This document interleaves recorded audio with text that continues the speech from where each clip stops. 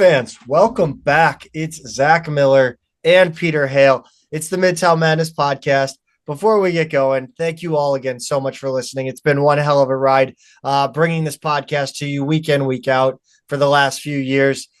Please, if you're watching on YouTube, don't forget to hit that like and subscribe button. If you haven't subscribed to us on audio yet either, subscribe to us there. A huge thank you to those who have supported us by supporting Two Men in a Garden Salsa the past few years. Thanks to you, of course. They're still with us as a presenting sponsor of this show. And right now, now we have a code. Use code MMP at checkout to get free shipping on your order. And also the QR code down below me on the screen, if you're watching on YouTube, will take you right to Two Men in a Garden Salsa's website. You can load up your cart, drop in that MMP promo code, let them know we sent you, get free shipping on really however much salsa and pickles you're looking to get. You need a stack, build up that stash. Especially with the holidays, you got family coming over. You got to be ready to entertain at any moment. Two Men in a Garden is there for you to keep your fridge fully stocked. They have everything from mild to screaming hot salsas. They have hot mango and sugar-free salsas. If your pickles are more your speed, classic dill to smoky barbecue. They are St. Louis through and through. They are local. Visit them online at twomeninagarden.com to shop your favorite flavors and learn more about their Kitchen Hub STL. Don't forget to follow them on social media for all updates at Two Men Salsa on Instagram and Twitter. By the way, speaking of supporting the podcast, don't forget we also have our Venmo down below, the Midtown Madness. If you feel able or are able to support the show, please do so. If not, no worries. We love having you regardless. If you're listening on audio, we'll have the Venmo address in the description below. Pete, let's get started. Let's get started, Zach. We've got a lot to go over this week, but I think overall we'll have a good, productive conversation, as always. Yeah, it's Christmas is coming up, and as any good, as any person our age knows, what comes along with Christmas, that's Festivus, and with Festivus, there's an airing of grievance, right? We have airings of grievances, and boy, do we have a lot of grievances with one specific person this week. And we're going to get to that. On the good side, basketball teams went a combined 4-0 this week.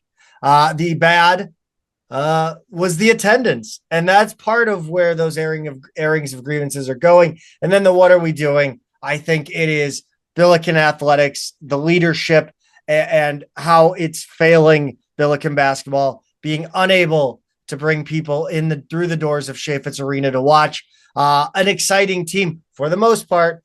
Remember, we're just wrapping up a game that was tough. So really, I think I just can't believe we were almost under 4,000 paid attendance for the Bethune-Cookman game. And we're going to talk all about it. Pete, are we ready to air some grievances? I think we're ready, Zach. Let's air some grievances, and I guess our listeners. Hold on. I want to make sure the listeners know what we're gonna do is we're gonna do some bad stuff. We're gonna air our grievances. We're gonna talk about the New Hampshire game because that's the one where we're not just gonna glaze everybody, and then we're gonna end up on a high note where we just gush all over what happened in that Bethune-Cookman game. I think that sounds like a good idea, Pete. I think that's the right order, indeed. Pete, I think we need to be clear when we're going to go in here and we're going to talk about a lot of things that the athletic department is doing and a lot they're not doing. And when we talk about the athletic department practices, I want to be clear that not 1 ounce, zero, zilch, zippo, all the other synonyms of my criticism or your criticism is directed at anyone other than the top decision maker for Billiken Athletics. That means we're not talking about anybody on staff. That's right. Yeah, no, the coaches are not part of the issue here at all. The coaches are not part of the issue. The the department staff, like we're talking like the marketing, the ticket sales, like those are people that are in a role which they are handed a strategy and they are told to follow that strategy. That's right. And Yep. so I'm just gonna say that like if your job is laid out in a certain way, like you're gonna do it that way. You're not, if your job depends on it, you're gonna do the job as your boss wants it to. Yep. It comes from the top. Absolutely. I don't know. I really don't know whether I want to go through this story. But basically being down in Cary, North Carolina, and I wanted to, I heard stories from alumni and, um, you know, just stuff where just makes you go, what are we doing here? What are you doing? Just disrespectful things that I've heard, people that have interviewed, with the athletic department. I've heard that he does not like, I think I mentioned it a little bit. I teased it on the last one, but basically he doesn't like the city of St. Louis. He does not care for the inner workings, the local flavor, that quote unquote, where'd you go to high school attitude. And again, I don't like it either, Pete, but that's what you have to know your audience and know who you're working with and who you're marketing to. And especially when this is the department that's branding this basketball program as St. Louis's basketball program, to just flat out kind of have disdain for St. Louis culture is kind of mind boggling to me. Look, I get it. It's not for everybody. It's a little small time. It's a little annoying. There's a thing about it. I'm an expat myself, right? I live in Cincinnati, and coincidentally, Zach, Cincinnati is another city where people do ask that question, like where you went to school means where did you go to high school? That's a thing here too. But of course, both of these cities are so parochial and so insular in a lot of ways that they think they're the only place that does that. Like when I moved here from St. Louis, people were like, they're going to ask where you went to high school. And I'm like, that's a thing where I'm from too. It's okay. It's like the wedge building in every city that everybody thinks is unique. And yeah, that's right. So like it is one of those things that can be off-putting and a little like unwelcoming to an outsider. And there are things about culture everywhere that can be a little bit like that too. Like it's a different flavor in St. Louis than it is in Cincinnati and than it is in any other big city. It's just kind of, there are just little subtle things like that. It is weird though to be in a place for so long and not have some affection for the culture, right? Like I would never just openly complain about the culture here, like look down upon it or anything like that. Like my kids are from here, you know?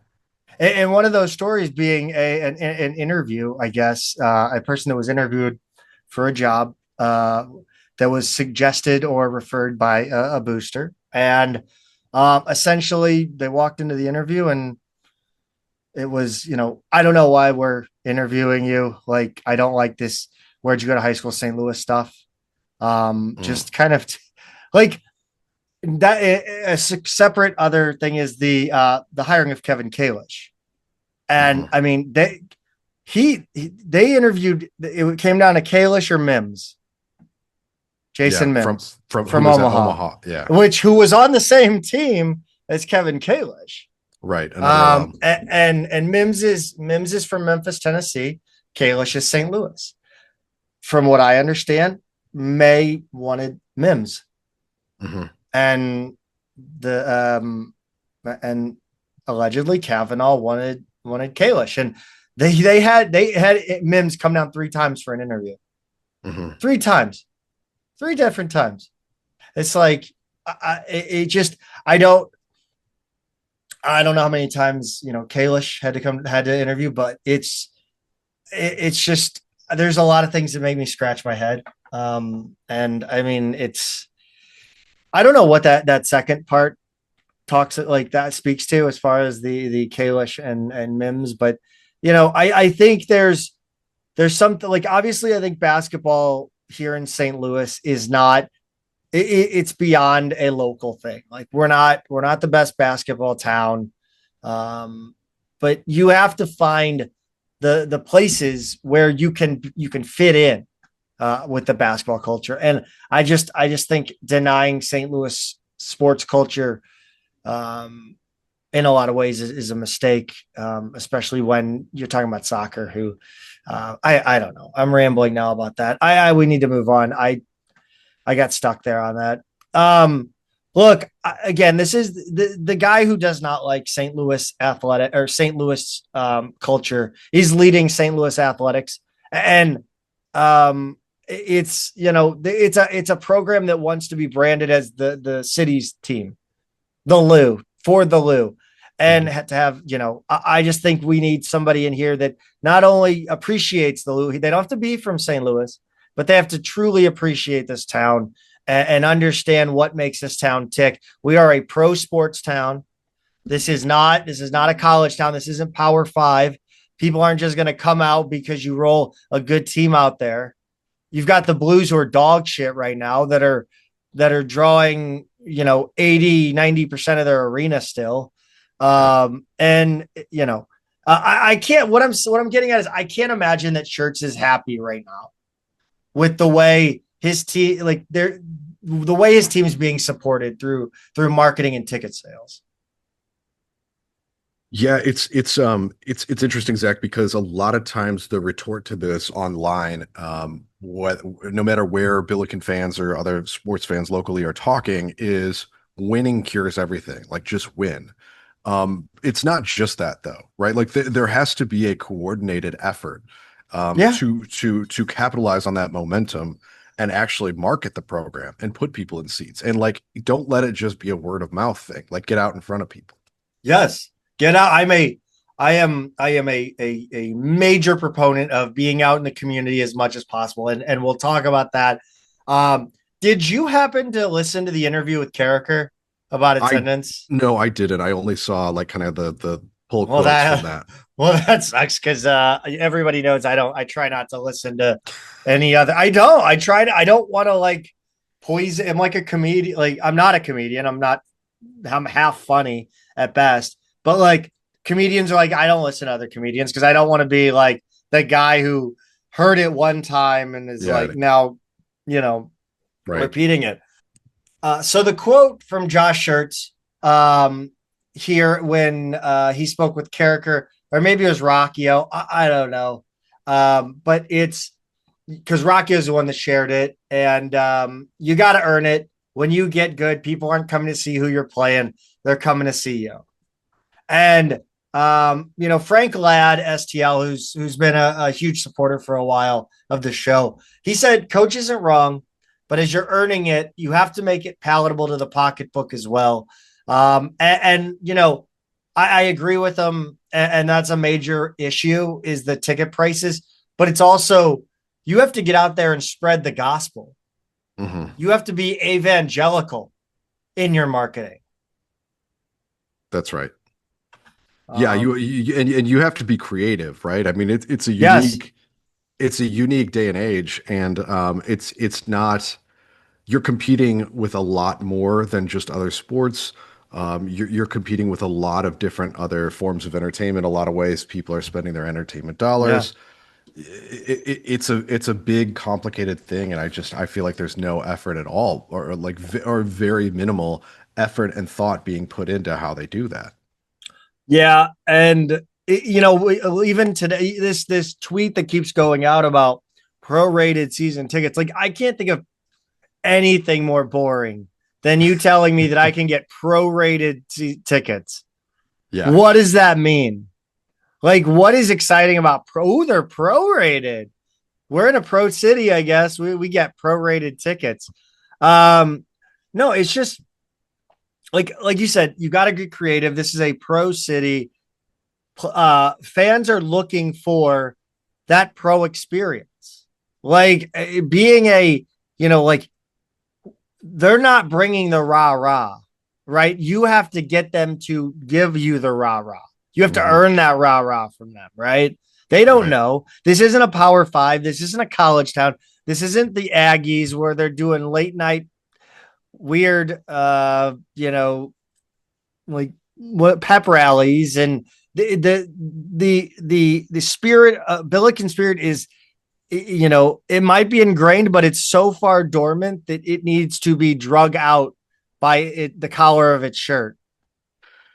Yeah, we've said this before on the show, and it really comes to the fact that like culture, it takes a really long time to build. It takes a very ground up or organic effort to build it over time, and it takes winning, and it takes marketing, and it takes a lot. It takes people who care and people who get it. You can kill culture so fast when you have a season like SLU did 2 seasons ago, like Travis Ford's last season, where just everything in and around the program just felt poisonous. And the season was just completely off the rails. It was terrible. It was inexcusable. And that was coming off of almost a full decade, basically, of pretty mediocre basketball after, the 3 years of Majerus and early Cruz, where we had a team that was a second round NCAA tournament team 3 years in a row. You followed that up with a whole lot of nothing. And, year by year, people just kind of fall away and fall away and fall Yeah. away, right? And then to have to build that up again takes time. It's not, Yeah. you can't just do it in a season. And it Look, takes real effort and not just winning. look at, those teams, those Majerus teams that going into that 11-12 season, the crowds weren't good Hmm. until very late. And even then, like, we really didn't see a massive, 7.5 baseline, 7,500 baseline until that next season. Hmm. And so, like, even if there's no there's no guarantee that we get over 7,500 for conference games. Like, that's still like, there's no, like, I mean, I'm assuming we'll sell out Dayton and VCU, but all the other ones could be just 5,000, 6,000. Yeah, as much as we reminisce, so like positively about those years, the 2012 to 2014, those 3 seasons, we still weren't selling out, Zach. I mean, we were still a couple of years away, or like an Elite Eight, Final Four kind of run away from really filling up the Yeah. place over and over and over. We were getting, better attendance, and it would get loud in there, but it was still empty up in the corners and stuff in those games. Yeah, I mean, you look at 11, 12, and again, we were getting numbers, but you had that lead up too. Hmm. Like, this team doesn't have a lead up. You had really bad year 3 years ago. You had an okay year last year, and now it's an instant turnaround. But you're not. The fans aren't just going to say, "Oh, hey, they're good again. I guess we'll go back," because you beat them down for 10 straight years. Right. That's right. Um, let's get back on track here. Here with marketing, right? Like, this is marketing related, but it's truly across the board an issue. And that is that the department is completely understaffed. Um, look, there's one person running the content and social media team. We love them. They Hmm. do great work. I'm going to avoid names here because I want it focused on one person. Um, because that's who makes the decisions at the end of the day. Remember the cinematic basketball recaps? Hmm. Hey, do you remember those? Yeah, what happened to those, Zach? Those are awesome. Why Yeah. don't we have those anymore? I'll tell you what. Basketball had to go on the back burner because soccer was doing great. And you know what? Soccer deserves it all. Soccer deserves cinematic recaps. Hmm. But you know who also deserves cinematic recaps still, or should be needs cinematic recaps too? Yeah. Yeah. I thought you were going to answer, Zach, but yeah, basketball, obviously. So can you imagine being at a team at a program that has like high level football and basketball, and all of a sudden football or like is not getting what it needs, or basketball's not getting what it needs because, like, say your football team's in the playoff right now, and it just means, well, we're just not going to do basketball until football's over. It's crazy to think about. It's crazy.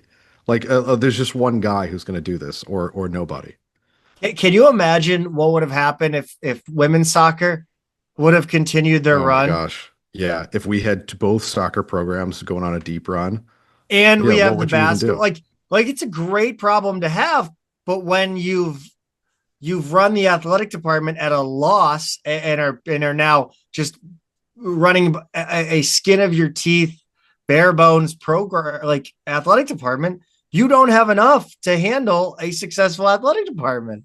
Right, And even when you have success, you can't scream it from the rooftops because you don't have enough people. right. Like it doesn't need to be this way, Pete. Like to go on about being understaffed. Janet Oberly and Chris May were in North Carolina. As they I mean, you know, I would think you would want one of those somebody in the highest of roles back home. But like again, I can't argue with those two being out there. They should be out there. It's their program. But the AAD for marketing was out in North Carolina. Again, that's fine. Good. Like the AD for media relations was out there. There are only two other members of the marketing department. So you have Janet and May, the AAD for marketing, the AAD for media relations, and then two other members. And then there's only two other members of the marketing department. And one of those people is somebody I already mentioned as the content creator. I've already Right. mentioned them. Right. That why don't you tell the folks who that leaves in the under marketing banner? The last person left is the facilities manager, Zach, the facilities manager in the marketing department. Why are they in the marketing department? I don't know. But I Yeah, don't think he's working on filling the arena for San Francisco, and nor should he be. not his job. Compare that to Dayton real quick, Pete. Let's talk their marketing, and it's interesting because yeah, they do it. They have a weird, not a weird, but I think a good kind of they target branding a lot in here. Hmm. And I think that's really interesting. I think that's like I like that they're focused on their brand. Yeah. But yeah, talk about their marketing department. So we've got a lot more people for one. There's seven, Zach. And listen to Yeah, these titles: yeah. Director of Broadcasting and Live Event Production, Assistant Director of Video Services, Director of Marketing and Game Operations, Marketing and External Engagement Coordinator, Director of Athletics, Enterprise, Branding and Digital Strategy, Graphic Designer, and Assistant Director of Creative Video. So I would say the that creative that we mentioned is doing both graphic design and create director of creative video. Right. I would say that's what they're doing. But like director of athletics, enterprise, branding, and digital strategy, that's something we don't have. Hmm. We talk about the director of broadcasting at Dayton. The ticket department is two people, and I bring up the broadcasting for a reason. The AAD and the assistant ticketing manager. The Right. assistant ticketing manager moonlights as the broadcast media manager. So they are doing the directing of the broadcast on ESPN Plus, Right. which I mean, do those two jobs cross over at all? I don't know. Compare that to Dayton. Talk about the ticketing office for Dayton. You've got an assistant athletics director of ticketing and partnerships, the ticket office supervisor slash technology coordinator. There's a little double duty right there. Coordinator of ticketing solutions and the guest services coordinator. So it's at least double, right? It's Yes, 4 to 2. yes.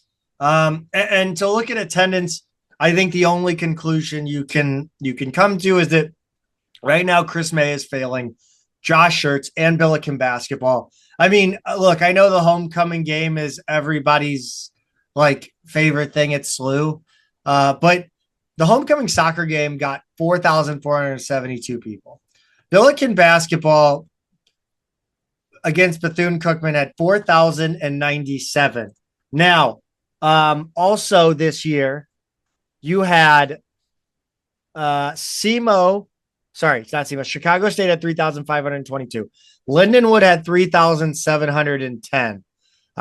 Purdue, Fort Wayne, and Central Michigan had under 5. Pete, I'm going to ask you a trivia question here. Okay. Do you know how many Billiken basketball games in the final 2 years under Jim Cruz drew less than 4,097? Less than 4,097. I would say, wow, you know what? Even given the timing of those, even as bad as it got, I can't believe it would be less than 4,000. I'm going to say 0. You are correct. Wow. And it's wild to think about, Zach, because it's like I have a new perspective on what attendance can and should be, right? It's like I would have thought, like, even at the bottom of and man, if you go back and look at like the scores from those last 2 Cruise seasons, it's shocking what we went through. Yeah. But we had enough season ticket holders that were going to come and groan that you were going to wind up with more than that, right? Yeah. Oh, by the way, Chris May moved my seats, my season tickets without notifying me. Again? During that time. You're talking during about, that time. No, yeah. Oh, I haven't told this story, but I'm going to air the grievance now. My tickets got moved without letting me know. My tickets got moved across the arena. Yeah, that happened. Yeah. And you never got an explanation? Look, that was told to me by 2 separate individuals that have no idea the other exists. One is a assistant coach in the P5, assistant coach in a sport. And then one is a alumni of a sport here. So and they told you what? Sorry. I showed up on the day of the game expecting my seats to be in one place when they were across the arena. Yeah. Yeah, I just kind of whatever. The attendance was so bad I just sat wherever the hell I felt like it. Yeah. And then I moved my tickets eventually elsewhere. So but even so, I would have considered attendance at any point under 5,000 to be a catastrophe. Yeah. And now we're looking at the 4,000 mark, and it's like, well, here, how about this one? We're talking post-COVID now, right? The world has changed, right? That's what everybody says now. The world has changed. People aren't going out as much. The tastes have changed for sports viewership. Do you know how many games under Travis Ford in his last 2 years drew less than 4,097? Ooh, okay. Ford's last season, I would say, though, so that second to last season is definitely 0. That last season, so we're talking 2 years ago. Mm-hmm. I'll say by then we're starting to really hemorrhage season ticket holders. I'll say 2. 0. Wow. 0. Wow. Wait, now let me I need to qualify that. Lincoln Memorial, or not Lincoln Memorial, Lincoln, Missouri, Lincoln College, 3,189. 0 Division I games in 2023-24, with less than 4,097. We had Dartmouth, which was 4,500. Utah State, which was 4,721, Louisiana Tech, 4,800. And then everything in conference was above 5. But yeah, really not good. By the way, shout out. I got it. They sent they don't want to be named, but shout out a loyal listener and a good friend for sending over this documentation of attendance. My guy here has documented attendance in a Google Sheets document. Apparently he's had some time at work from 0809 to present. Wow, that's dedication. So, yeah, it has I believe it has percentage of filled. It has attendance. It has the score differential, the date and time of the games. It's pretty detailed here. Mm-hmm. I would love it if he published it, but I'll leave that up to him. Yeah. That's not my view, but games under 4,097 this season, Pete. Chicago State and Lindenwood. So what's the problem here, Pete? My opinion has always been ticket prices. Yeah. I mean, I posted this question in the Discord and I think I answered it. But what the last row of the arena at mid-court would cost for two people, and this is for Fordham. Pete, do you want to tell the people here? 111.98. 111.98 for a family of four. Yeah. For a family of four, Oh, yeah. $223.86. Amazing. That's just that's a lot. It's a lot of money to sit in the last row against Fordham. Yeah. Parking is around $15, right? Mm-hmm. Unless you want to walk a quarter mile. Again, Pete, you understand trying that with small children? Yeah, not ideal, but by the way, like, tell me if you're going to bring your small children at $50 a pop. Like, when did we stop caring about getting kids in the door? Yeah, I mean, and you and I talked about this last week, right? Like I talked about like the Blues games that I was able to go to every year because they had discounted kids tickets for certain nights. About all of the Cardinals games, I used to go to between 20 and 30 Cardinals home games a year. My mom would just drop us off $2 a seat for us to get in, 15 and under, $2. Times have changed. Have changed. I know it's not the same, but like today it's like, well, first you can't get in without a device, and the ticket fees themselves are insane on top of the cost of, the ticket itself, which is always the thing that drives me wild.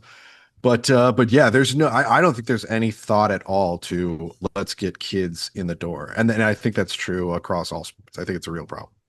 Yeah. And if you add in concessions, so that balloons to 300 easy. Oh yeah. And I feel like the last thing you want to do when you're trying to rebuild trust and rebuild a fan base to come watch your program is to price out families with those kids who are young enough to where they can really fall in love with this team. Like, they're the future. Like, how silly of a thing for that is that to say? And, like it's so basic. Like, it's not smart. It's not even smart. It's just common sense. I'm looking at Principia right now, Zach. Oh my God, why? Well, I'm looking at the prices for the Principia game on Sunday, December 28th. Tell me. I got my popcorn right here. And it's $23.10 is the face value of a ticket, which is, okay, fine, whatever. But like $23.10 against Principia, you can't. There's nothing else. I don't know. There's no.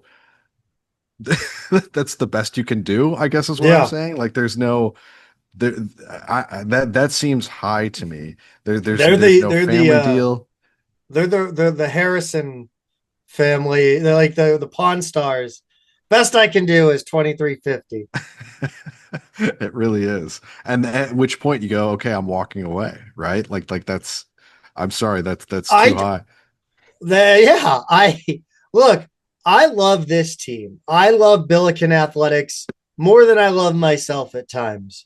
I also hate Billiken Athletics more than I hate myself at times.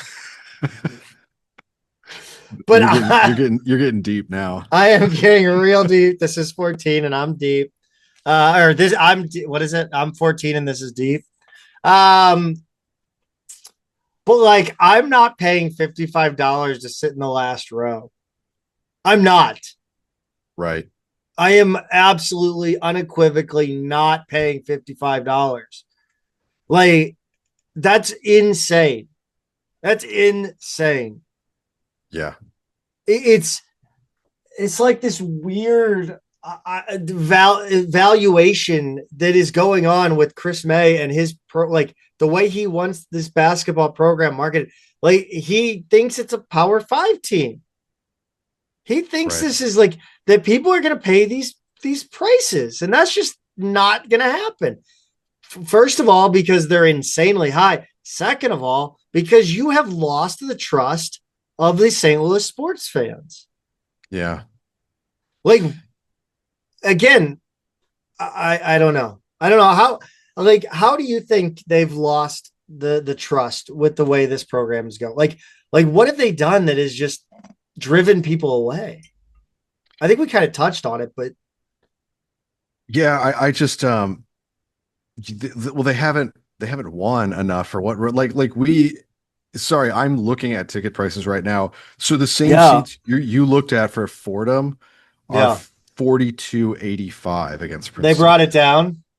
Wait, oh, 42.85 for Principia. oh my God, In the last row buddy, of just sideline. $5 for So Principia, $5 in the 200s. Let's pack the freaking place, and then we'll talk about another idea that West Pine Bills had that I really want to get into. I think it's so flat out genius, but you got to be in the upper corners or the ends to get in for 23.10 a ticket. Even then, okay, so you're looking at almost $100 to get the family in. So the math isn't as bad as it is what you're explaining for the other one, Zach. But this is against a bad Division III team.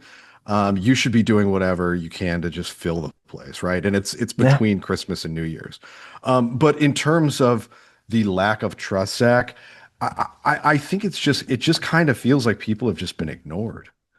And you've asked for a really big financial commitment out of your most hardcore fans. yeah, The alums, the season ticket holders, the people who've been going forever. You made a really, really big bet, financial commitment on Travis Ford, and it blew up in your face because we got a whole lot of nothing out of it. We got one really lucky NCAA tournament appearance because St. Bonaventure missed a last second shot. We went out to the West Coast and lost as fast as we got there. And that was it. Like a blink and you'll miss it NCAA tournament appearance, one over 8 years. It's over 10 years when you include the last 2 years of cruise. And now, we're 12 years removed from when we went, 12 seasons removed from when we went to the tournament last. In a sustained way. You know what I'm saying? So yeah. yeah, we made one tournament in between there, but since that 3 year run, when we were making the tournament with some regularity, and so that's a long time now, 12 years that you've asked people to really commit financially to this. And if you're you've got a couple season tickets, let's say that's a little over $1,000 over 12 years, you're doing the math. It's Yeah. like a really big financial commitment. You get parking, you buy beers, you get a hot dog or a slice of pizza every once in a while. You spent thousands and thousands of dollars to watch a lot of really disappointing basketball. You're really making me feel good about the last. Like this is depressing. I was already, the holidays. It's a little depressing at times. You're really helping. Zach, I will say, like, the people who I've associated with SLU basketball from the beginning, the person who would take me to basketball games, is no longer a season ticket holder. Who's had season ticket holders since the '70s. Some of the people who I've considered like the most hardcore fans, whether it's my generation or older, they're just kind of gradually dropping off and just saying it hasn't been worth it anymore.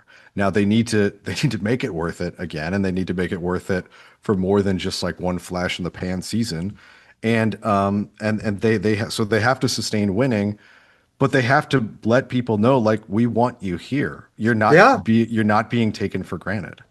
Yeah. No, not what was the picture of Paris Hilton you sent me that I Stop posted? stop being poor.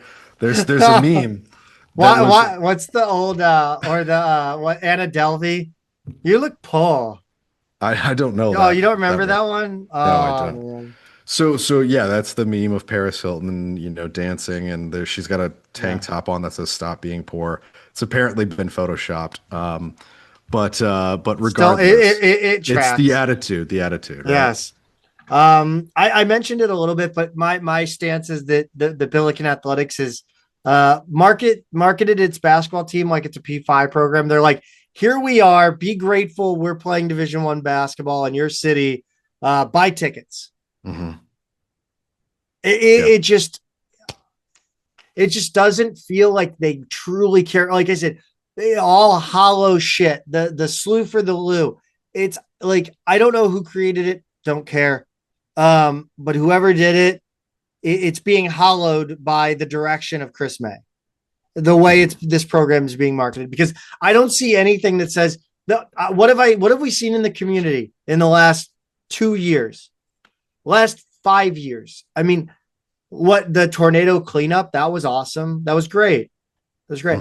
But if they're doing stuff in the community, nobody knows about it because they're not talking about it. So if you're doing stuff in the community, we want to see it. Show it to us. But like, I just truly don't think there's that connection between the city and Billiken basketball in a real meaningful way, other than, as you say all the time, hollow platitudes. Yeah, there's got to be more of a media effort, to get out, and I think Shirts does a really good job of it. And it's a different media environment, but you gotta raise awareness. You gotta raise like the affection that people have for your program. And beyond the media, I'm a proponent. It's what I kind of cut my teeth in when I did work in sports, and that's grassroots marketing, $0 budget marketing, being out in the community as much as possible, being out at CYC basketball tournaments, having your get your interns out to events. You can raffle off some sort of signed basketball from the team. And then now you've got all these emails of parents whose kids play basketball. And now you can market group tickets to them and spam them with emails, with ticket deals. How much did I talk about my ideas with like the basketball tournaments and offering promo codes for those people? It's just, I'm very much, I very much think that it can be done on a zero budget. We got a thread reply from Chris Welker on Twitter. I wanted to highlight it because I thought it was interesting. It was just like a firsthand account. You tweeted out the crowd. Then why don't you say what? Tell the people what you tweeted, and then I'll read Chris's reply here. This is the one from today? The crowd is bigger than it was on Wednesday. Oh, yeah. The crowd's bigger than it was on Wednesday, but it's quiet enough that you can hear individual hecklers on the broadcast. The only energy in the building is coming from the New Hampshire Wildcats. Yeah, and so he replied, I don't get it either. Seriously, put some thought into it and sell the rest of the seats, even for a significant cut. Butts in the seats is better than none at all. And how about making the game day experience outside of the arena a priority? Clean up the garages, make the flow in and out of the garage like the Laclede one better. Trash all over, long lines to get out of a single entrance, even with a small attended game. Throwing mini basketballs and a handful of t-shirts or giving away free internet to a provider nobody's ever heard of isn't swaying anyone who isn't already going to the game. Get some corporate sponsors to buy some cheap ticket packs and give to employees something. And that's one thing I hadn't even really explored because I don't park in the garage. But that's wild. Right. Yeah, I never do either. I'm street parking all the way. Yeah, we're big city. We're big city guys. Yeah, I mean, I've never had a car that I'm like super worried about. But number two, like I've always been comfortable parking, street parking. And number three, I do not like to wait in line. Like I would rather walk 6 blocks than wait in a garage in line. So that's just me. I do it for FC Cincinnati too. I park on blocks that most people would, lock their doors if they were driving down. I just don't. I don't care. And so yeah, that's me personally. But I do think this is an interesting point. I do like everything that he has to say here. And maybe the corporate push is good. I'm a little wary of the whole corporate ticket thing because I think a lot of the 100s that we see don't show up are corporate seats, and yeah, there's just like they don't always get those. I think some of those are old season ticket holders who just they see their season tickets more as a donation than they do as actually something to like go use.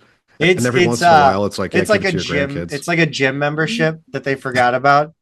They need what's the financial service that'll find your subscriptions? Oh, They not need not Robin Hood, but it's like Rock. I think Rocket Money has a feature that'll do that. yeah. I think so. I think so. There's a few of them that Yeah. do that now. But yeah. This is like getting like looking at your credit card statement, like at at the end of the month, and you're like Paramount, a full year of Paramount Plus. I've never had Paramount Plus. I imagine them being like, we still have Billikens tickets and those Yes. seats By too. the They're way, like, why do I have a charge for $4,000? like I don't know what you like. Why not reach out to those people and be like, hey, you haven't been to a game in a while. Would you be interested in donating it to our marketing department to be able to do some giveaways, some Yeah. raffle off tickets, put it in a basket for some sort of charitable Mhm. I don't know what do they call those? I don't go to them because I don't have enough money. Where you auction. Auction. That's it. Yeah. Like charity Uh auction. Yeah. yeah, something like that. Like reach out to these ticket holders that haven't been to games and see if you can't get like, I don't know, give it away to your St. Louis athletic alumni. Hmm. Think of all the people here that are making money in St. Louis that haven't been that played a sport at SLU. Like Right. use it for your alumni relations. Speaking of alumni relations, you know who is sitting in with the people in 108 tonight? Oh yeah, your guy Kevin Kevin Lish. Lish. Our Our guy Kevin guy, Lish. Kevin Lish. Yeah. He was sitting 2 rows in front of me in 108. He's Yeah. a man of the people. He's like Roland Gray. He would have played He's a a real lot. salt of the earth. I can tell you one thing. If he were still suiting up, we wouldn't have had that lethargic performance against New I, Hampshire, but we'll get to that. I wanted to ask him what he thought of Sharma. We'll get to that too. Yeah. What is SLU doing right now, Pete? These what three things are they kind of doing to The to the thing that I see the most is the emails. I get an email about once a day now that's like trying to get me to buy tickets, and like I appreciate it. I still registered with the Billiken Club, and I did have season tickets for 4 seasons, two of which I didn't even live in St. Louis, and then two of which I did, and then I had to drop them when I moved back to Cincinnati. But um, yeah, I mean, this is like they're sending emails to buy tickets to the people who already have tickets. and I mean maybe this list is combined with other another I list hope of so. have bought once and haven't bought again. Like I still get emails from SIUE. And when did they play 13 14 at Carbondale? Yeah, something like Light that. up the Cougars was At light up the Louisville. Cougars. Then back then we marketed an away game. We had I we know. had a slogan for an away game. Are you kidding me? Yeah. That would never happen anymore. That never happens. But Zach, think about this. That was what year? What year do you 12 think it? 13 14. Something like that. Okay. Yeah, I know it was. Who is the athletic director that year? Was that Chris May? Yeah, obviously. So what does that say? It's like maybe a person's been around a little too long when the Yeah. same person's there and what's coming out of the department is just going down and down and down Yes. and down Do every you year. what's the word you like? Like fresh blood In shitification and of shitification. Billiken Athletics? I am in the middle of that book right now. It's fantastic. Send that my way. I'd love to read it. Actually, it'll just sit, so don't send it to me. I'm still working on Cujo's autobiography. I'm not sending you a book. I'll never see that again. No, yeah. So yeah, it's the same tweets. We joked about the tweet earlier, the prorated ticket. Like, what is that doing? There's no change. There's nothing creative about it. And then Josh Schertz has been on the media tour, and that's great. Mhm. But like, how many people are listening to the radio anymore?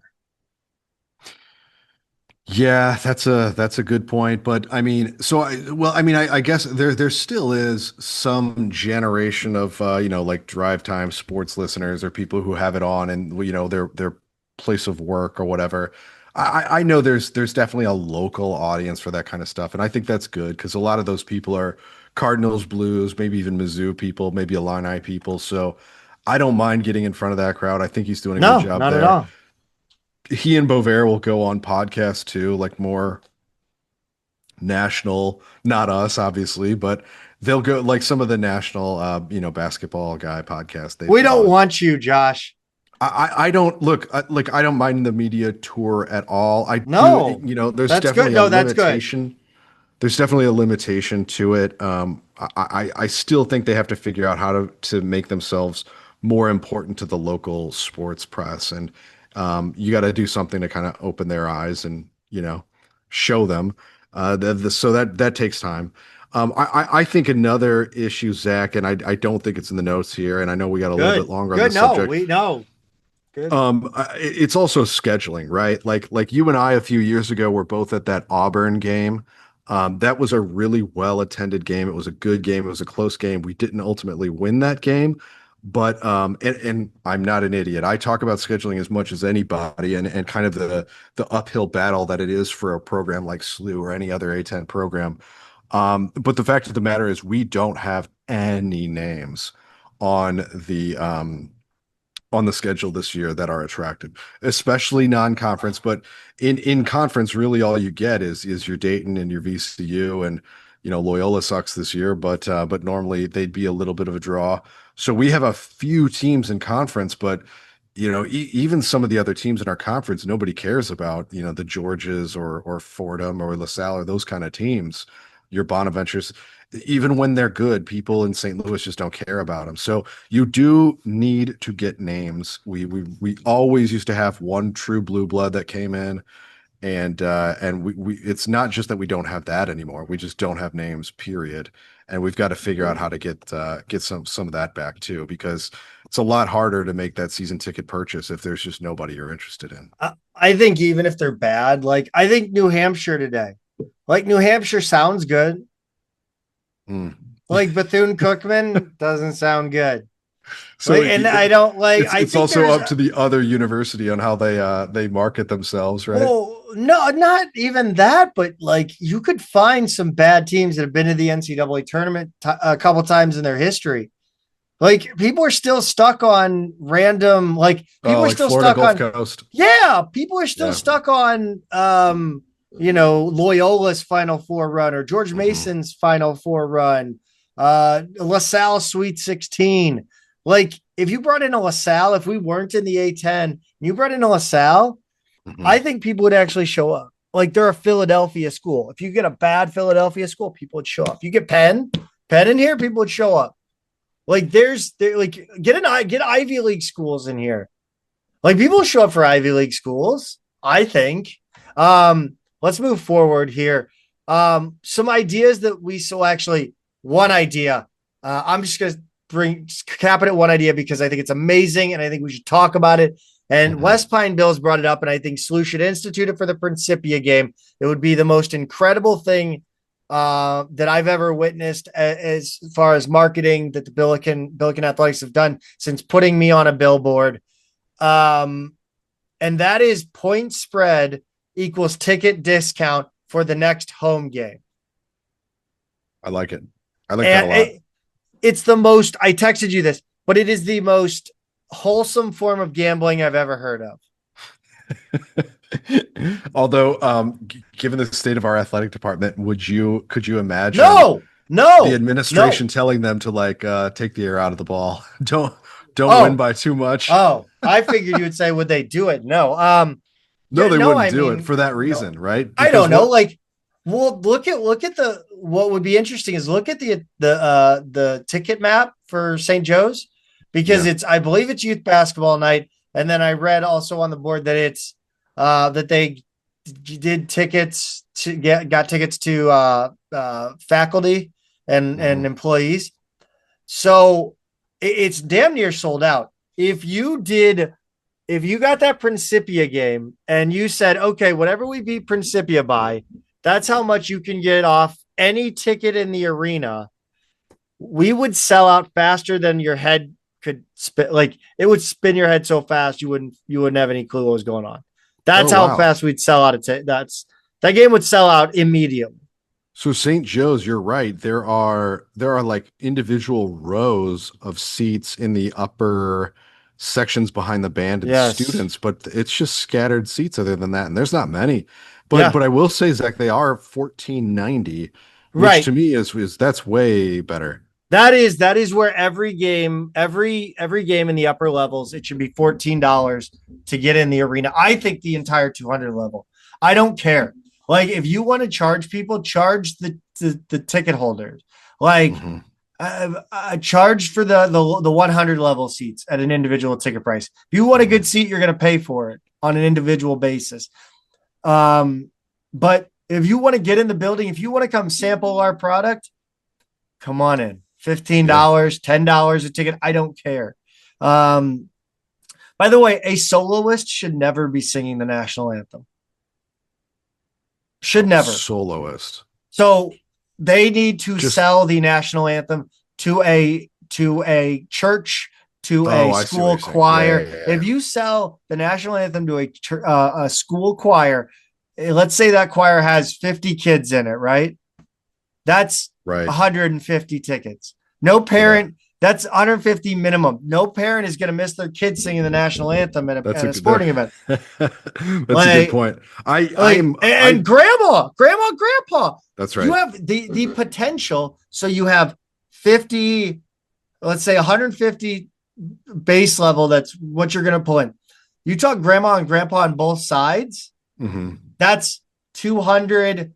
That's 350. Yeah. 350 tickets you could sell right there.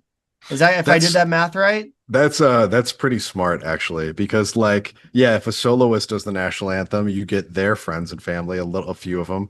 But like if a school choir does, you get the whole This that's is that this is why that's a really good point. every Cardinal game is a school choir. Yeah, because listen, nobody's buying a ticket for the national anthem. If you're not related to the person doing it, because who cares? Like Yes. it does it, yeah, it's just not a big, you're there for the actual game.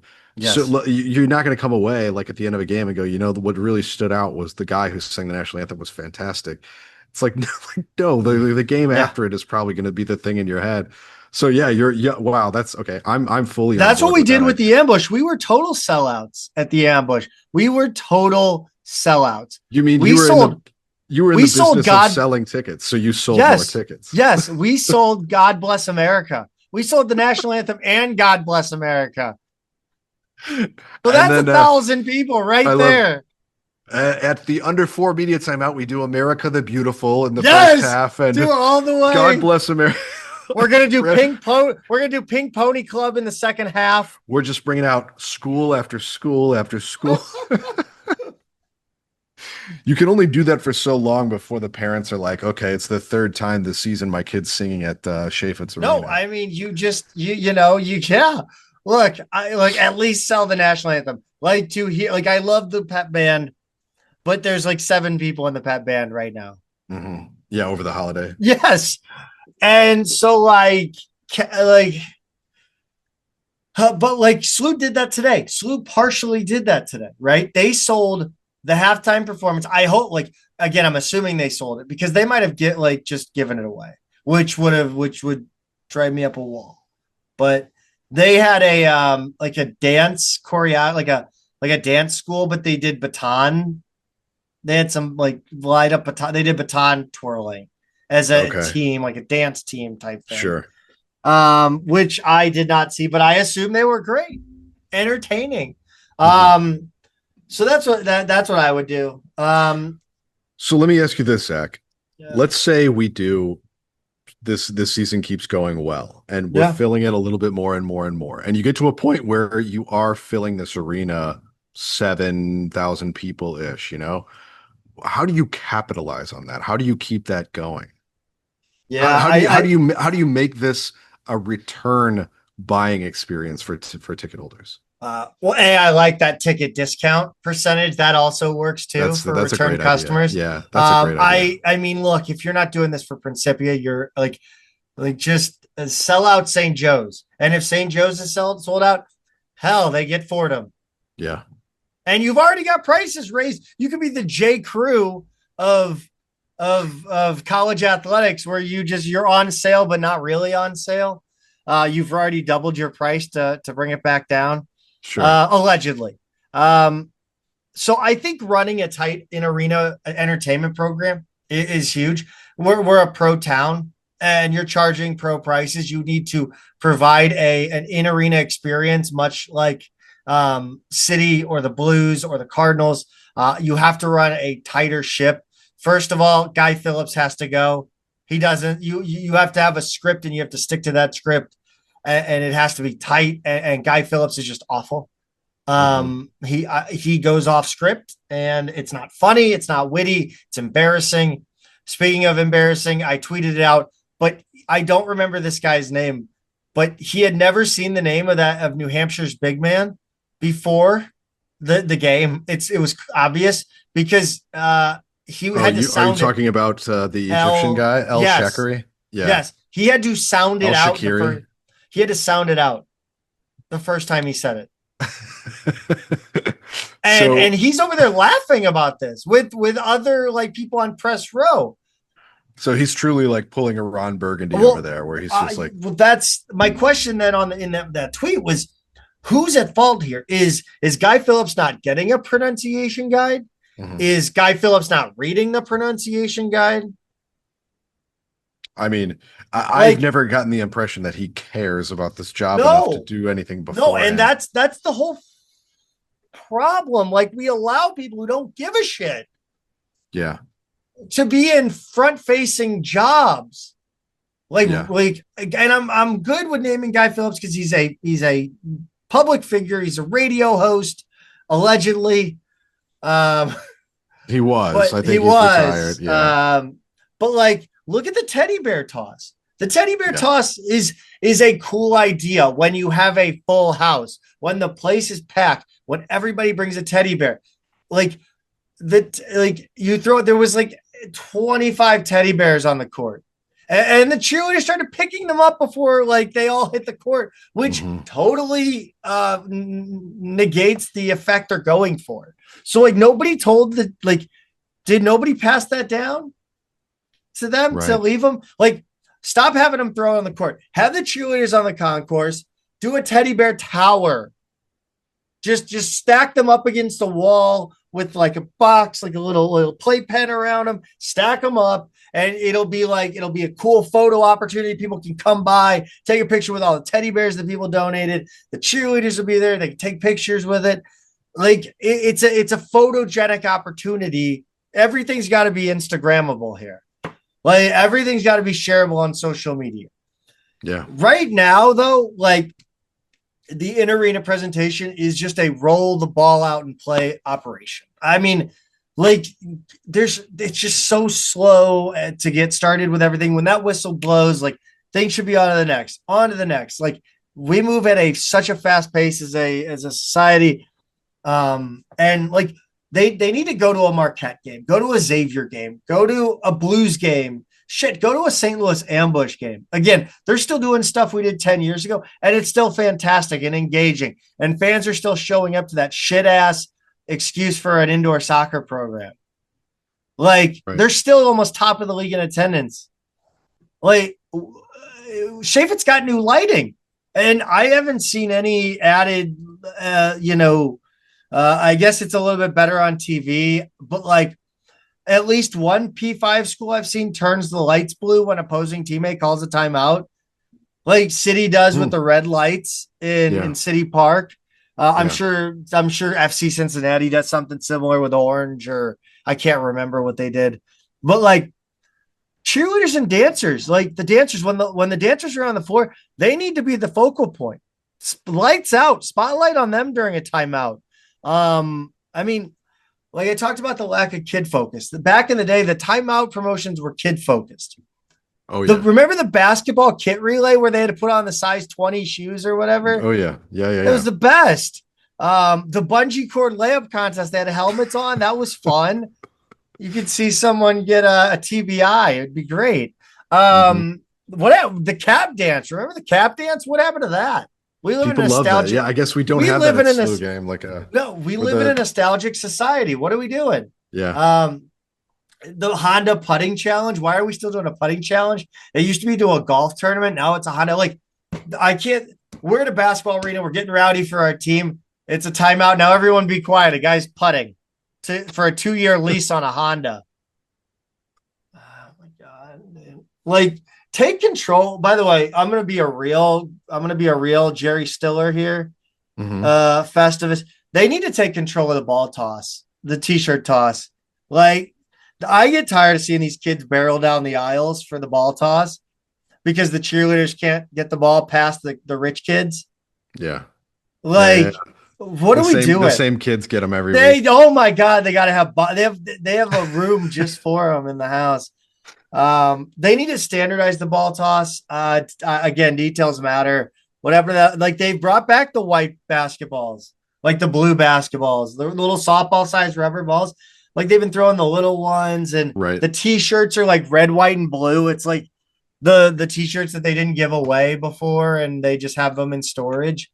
A couple other things I'd add here, Pete, are I need CO2 on the backboard. I need CO2 spray on the backboard. Look, it'll serve many uses. Okay. Intros.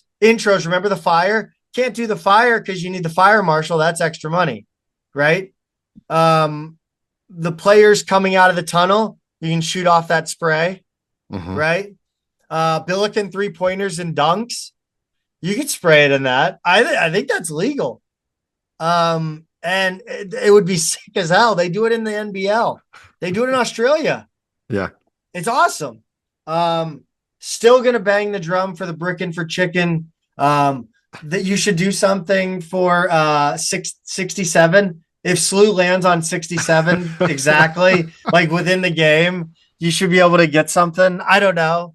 Oh my God. Yeah. Like, do it where, like, the Honda thing, where if it lands on 67, I don't know. I don't know. But again, that West, I can't get over the West Pine Bills idea. It's fucking genius. Yeah, explain how it would work again, though. We kind of breezed through it before, but basically the point spread of this game equals the percentage discount you get for the next game. So if we beat, so we beat, what did we beat? What did we just beat? We just beat New Hampshire 93-79, 14. So 14% off individual each ticket using, you would use, I guess you would get, what would happen is you would take anybody who, I guess I'm doing a lot of assuming within the Ticketmaster system, but I would assume you're able to, I mean, again, NetSuite, all this analytical shit that we have now, I would assume that Ticketmaster provides you with a report that says the emails that bought tickets straight from you. Now you have to buy straight from SLU, right? And I don't know, it could be season tickets. It could be anybody who originally bought their ticket or originated from SLU, right? So no StubHub, no SeatGeek. So this would encourage people to buy straight from SLU. Then we win by 14 today. 14. Win by 14 today. People with an email address account with Ticketmaster who bought tickets through St. Louis University for this game would then get an email, and they could buy the equal amount of tickets at 14% off. Gotcha.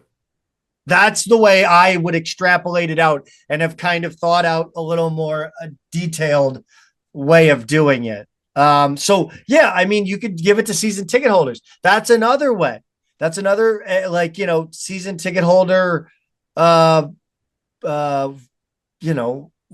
feature of season tickets is now you also could get, when the Billikens win big, you could help spread the word of Billiken basketball by getting tickets at a very heavily discounted price for the next game for a family member or friends. So I think it just has a ton of great applications to it, and I think it's a no-brainer. Yeah. Yeah. It would be. And West Pine Bills said, like, I agree, where they're like, this would, just for the sheer, like, creativity of it all, it would draw. Yeah. Like, people would want to enter the lottery. Gambling is everything now, and this is wholesome gambling. It is.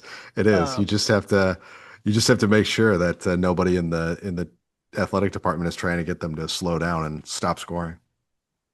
Oh God, they would too. God damn it. Hey, let's give the people what they want, what they need. And that's Billiken basketball talk. Real, down and dirty. Billikens are on the court, basketball talk. Pete was a 93-79 win against New Hampshire on Sunday the 21st, and it was something. It was something, Zach. And you look at it and you go, okay, we got the win. We scored 93, but like, why does it feel like this game needs an autopsy and not a recap? The Man, there is vibes. this this game could have so easily been a loss. Yeah. It There were so it's one of those games. It's funny because we did lead basically the whole time. Well, I take that back. After a certain point, we led the whole second half. I'll put it that way. We did. We actually went back and forth the whole first half. But even in the second we were half, losing most of the first half. we were losing most of the first half. Yeah. So sorry, I meant the second half. But in the second half, it was kind of like, okay, we're not going to actually lose this game, but like I'm not so comfortable with it, right? And then every time you thought like, okay, that's it, that's the run, it's over, they had answers, and I just really did not like that. It felt, Zach, like one team was playing really really hard and one team wasn't. Like that's what One this game team, felt like. I talked to a family friend of like a player, and they were like at halftime. It was like, well, I hope they pull this out by more than 20 because Shirts is going to talk to them for 30 minutes in the locker room. And our flight, it takes off. It's fairly early. I mean, we got to get to the airport. We're going to miss our flight if they don't come back and win this by more. Yeah. It was man, it was just you could feel I don't know how this game felt so stale because in reality the crowd wanted to be there. But the thing Yes. was is it really was against that Shirts principle of being where your feet are. Hmm. You could just tell that a lot of this team was not where their feet were. Yeah, that's a good way of putting it, I think. Unfortunately, we did get news before the game. Just like the previous game, Kellen Thames was said to be a game time decision coming into it, and then ultimately sat out. And man, Zach, we really could have used his energy, not just in the first half, but for this entire game. Yeah, and I believe what I've heard is a very bad flu, Okay. which I think if we're talking about Kellen Thames, especially any sort of illness that causes him to be dehydrated is something that should be taken with the utmost precaution. And if he's a game time decision coming into this one, it just means like, okay, he's probably not contagious, but he's probably not 100% yet, right? So I think that they, wanted to err on the side of caution, but again, whew, could have used him today. Do we know who his roommate is, by the way? Because if he's just ill, if he's got the flu, I had some other candidates in this game who Is it Amari? who may- Uh, who maybe are a little bit sick themselves. yeah. Slew went into the locker room with a 40-38 lead over a New Hampshire team What rated what a sick. Oh, sorry. Finish. 330th in the net, 336 by Ken Palm. And the only reason they led, Zach, 40-38 is because Robbie Avila hit a three right at the end of the half. And a sick, nasty three that it was. I mean, this was Yeah. this was vintage Robbie Avila. He kind of had to step back and was off balance a little bit. It didn't look like most of his shots from three. It was as Dirk Nowitzki or Nikola Jokic as you get. Um, It had to be annoying for New Hampshire, that that one.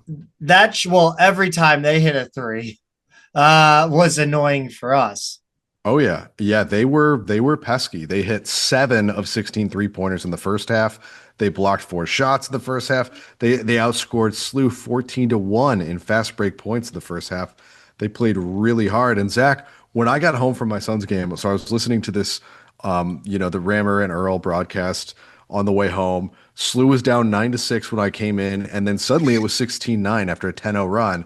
And then right there you go, okay, this is going to be a laugher at this point. Like this is the point in so many of the other games that we've seen where the game just gets completely out of control.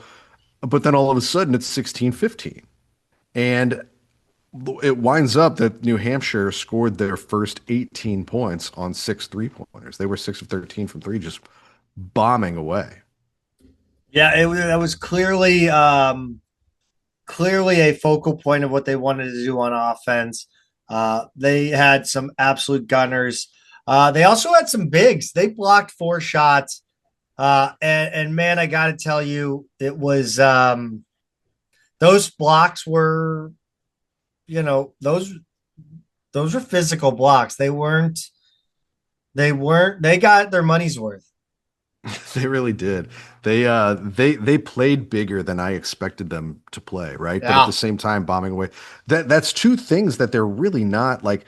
They're not known for their bigs in the way that they play. They had the two guys who were solid players, but they're also not a 3-point shooting team. I mean, they were shooting 30% exactly on the season, which is not great. And they don't, they shoot a pretty average amount of threes in the modern version of this game. So this was kind of a risky strategy, I think, for them. There's definitely a very plausible scenario, even if they just shoot their average, where they're down by a pretty good margin because they're trying to bomb away from three and they're only hitting 3 out of every 10, right? And if you're shooting close to 20 in the first half, you're hitting 5 or 6 of those, and that's not really going to do it for you. So I thought it was a risky strategy, but they played so hard, and if their shot was falling, it did pay off for them, Zach. I will give you one player who I'm sure was not Kellen Thames' roommate, and Who's that? that's Dunlap. Don't call me Reggie Dunlap. Yeah, so Brady Dunlap. the second half was not much better than the first for the most part, but Brady Dunlap did ignite a 10-0 run with back-to-back threes, drawing a foul on the second one. Those came after a layup from Jones and preceded a layup by Brown, but they didn't quite put it away. Didn't grab a double-digit lead until there were 8 minutes left, and even then, Zach, they couldn't extend it. It was down to single digits for most of the rest of the game. Every time SLU would go on a little run, they'd either miss free throws, including front ends, they'd throw it away, they'd foul, or just most of the time they'd just take a bad shot. And speaking of bad shots, they stretched those 4 first half blocks into 7 overall in the game. And most of those, I think, came on pretty ill-advised layup attempts. I'm not quite sure. Deion Brown is one who comes to mind immediately. Should have kicked it out on a few of those. But they seem content to stay deep and let SLU try and take it at them, Zach. If I gave you plus 24 on the spread at halftime, would you have been confident that the Billikens would, or that Prince would you, if the spread was minus 24.2 or 0.5 at halftime, would you have taken that for the Billikens? So they would have had to win the half by 23, basically, because they Yes. were up 2 at half. I gotta say, I had like $2 left on Bet 365 after I took out most of it. And I Mhm. was like, I couldn't do it. I had thought about it. I was like, I don't think it's gonna work. I don't think we're I gonna do mean, it. yeah, I don't have a constitution for But also sports I wagers, was so super worried. But like I didn't think we like I just could not see our like I was so split. I could see us doing it, but then like it's also this game and the way this is going, there's no way. It just I couldn't believe that it was still 24 and a half at halftime, the way the game was going. But yeah. yeah, it was this game was not fun to watch, man. No, it wasn't. No. Oh man. And so for a team that's known for its pace, SLU only had 9 fast break points in the game. New Yeah. Hampshire had 22. They really did kind of turn the game on its head. Yeah, that was weird. And still we scored 95, right? 93. 93. Yeah. Honestly, there was a point, I think it was really early in the game. I think we had maybe had 25 points. And someone was like, well, we can forget about Shake Shack. And I was like, damn, maybe we're not getting Shake Shack. Also, I thought for sure we had to win to get Shake Shack. Oh, And they don't have to apparently that's win. not true. Oh, Yeah. wow. because they announced that everybody was going to get Shake Shack, and I was pissed at Guy Phillips for bringing up Shake Shack when the game Mhm. was not in hand. I guess that's a good We point. used to we used to have to win.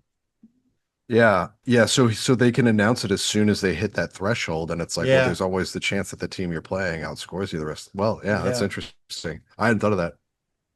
But Um, yeah, so SLU ended up shooting 44.6 overall, 38.7% from three, 74.2% from the free throw line.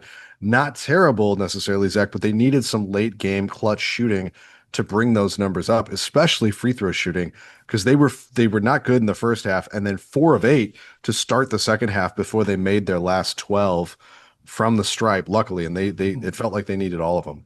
what if I played devil's advocate and said they just needed to progress to the mean instead of Yeah. regress? They just had to like the percentage was going to be there. Yeah. It just took them a while to get there. It was a back end. So their 3-point percentage is pretty wound up being pretty close to what it has been for the year. They shoot over 50% from the field though. So 44.6 means they were missing more inside. And then they are about an 80% free throw shooting team. So 74 is still below That what you was want to free see throw there shooting was awful today. until the end, right? Until Yes. those until they had to make them, and they did, luckily. Offensive rebounding is another thing that kept them in the lead. They had 14 in the game and out rebounded the Wildcats 46-31 overall. But I think you got to go back to Brady Dunlap, Zach. He hit those big shots, and I'm not sure we win this game if he's not out there. He ended up tied for a team high 18 points.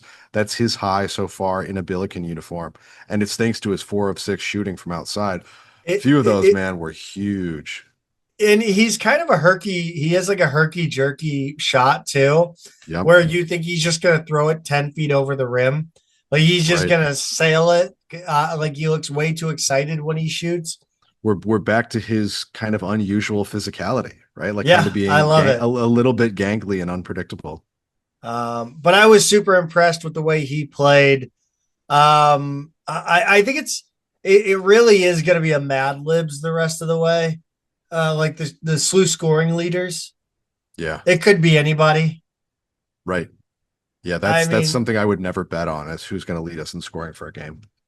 we could. I mean, generally, like Dion Brown could lead the team, Robbie could lead the team, but he could also score zero.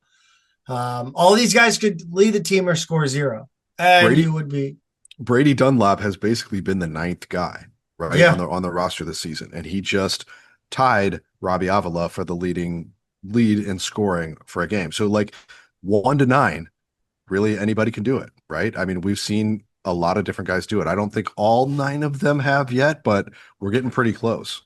And this might have been a loss had we not have that 1 through 9 that can really, score and score in volume. I think the only one who really doesn't score, the only guy that I would be like, yeah, like very small chance that he gets into double figures is oh my God. Go Tiano. Yes, thank you. Wow. Wow. Sorry, folks. Um Dion Brown, man. I I love Dion Brown more than life itself. Yeah, I'm but not. this I'm was not. I don't care. s- Dion Brown rules. so even in this game, like you weren't Yes, you that's he was forcing it a lot. And you know yeah. what? There's not a person on this team that I want to see force the ball inside more than Dion Brown. Well, he's had other games where he only misses 1 or 2 from inside the arc, Yeah, right? Because he's going at the rim, he's going at high speed. He takes it with he's forceful when he takes it. But they saw I've his I I've never seen someone cover 5 feet off one, like backing a player down. yeah. He'll cover 5 feet in one step. I've never seen anything like it. He does, but like I just felt like so many times in this game they had him read the whole way. That definitely led to some blocks. It definitely led to some misses. I think Gaines said it well. He like Brown, don't get me wrong, Brown had 15, but it just wasn't as efficient as it usually is. Gaines on Twitter said it well. he said that Brown just needs to pass more from inside. Like he needs to add that to his game to where he gets in deep, he gets in traffic, and he's got to be able to kick rather than just try and take it through the big man, right? Like he's going to take that layup no matter what, and their bigs just seemed ready for each time he took it to the rim. I will say though, Zach, in his defense and your defense, he did lead the team in minutes and was by far the plus minus leader at plus 20. Dunlop was second at plus 13 and 21 minutes, and Brown had 33 minutes. So he was definitely a difference maker out there. I yeah, he's obviously my favorite Billiken on this team, and he's heading for favorite Billiken of all time for me. Trey In one Green, year. yes, not even 1 Wow. year. Wow. It took like all of 3 games for me to see that this guy is just like he embodies everything I want out of Yeah. like he's just a junkyard dog. He's easy. He's an easy player to root for as a fan. Yeah. He gives the effort that you wish you were able to give Mm, as a fan. You know what I mean? sure. Like he's wish fulfillment in certain ways, I think. Um, Trey Green was I don't know what happened to him at the free throw line tonight, but it was frustrating to say the least. Yeah, that was a He little bit might he surprising. might he's a candidate.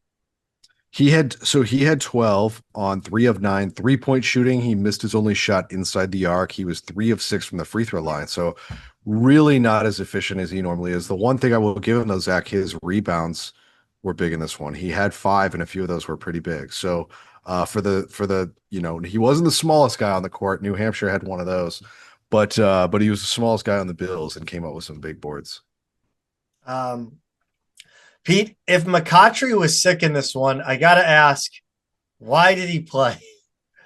Because right now he is well, in a game of Carmen San Diego. He is the prime suspect I guess for it, yeah.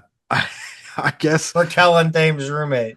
if you're looking around and trying to figure out, yeah, who got bit by the zombie and isn't fessing up yet, out of all the guys, like he's the one in this game, like did not understand what he was trying to do out there. There were times where he just looked like he was taking plays off at both ends. I guess it's good that he finished with 9 and 7, that he still manages to be somewhat productive. Yeah, Despite like if you just looked at like Discord and Billikens.com and Twitter the whole time, you would have thought he was like throwing the game, but it really wasn't his game. He looked lethargic. He made and poor decisions. It wasn't the good Amari that we've seen in more often than not this season.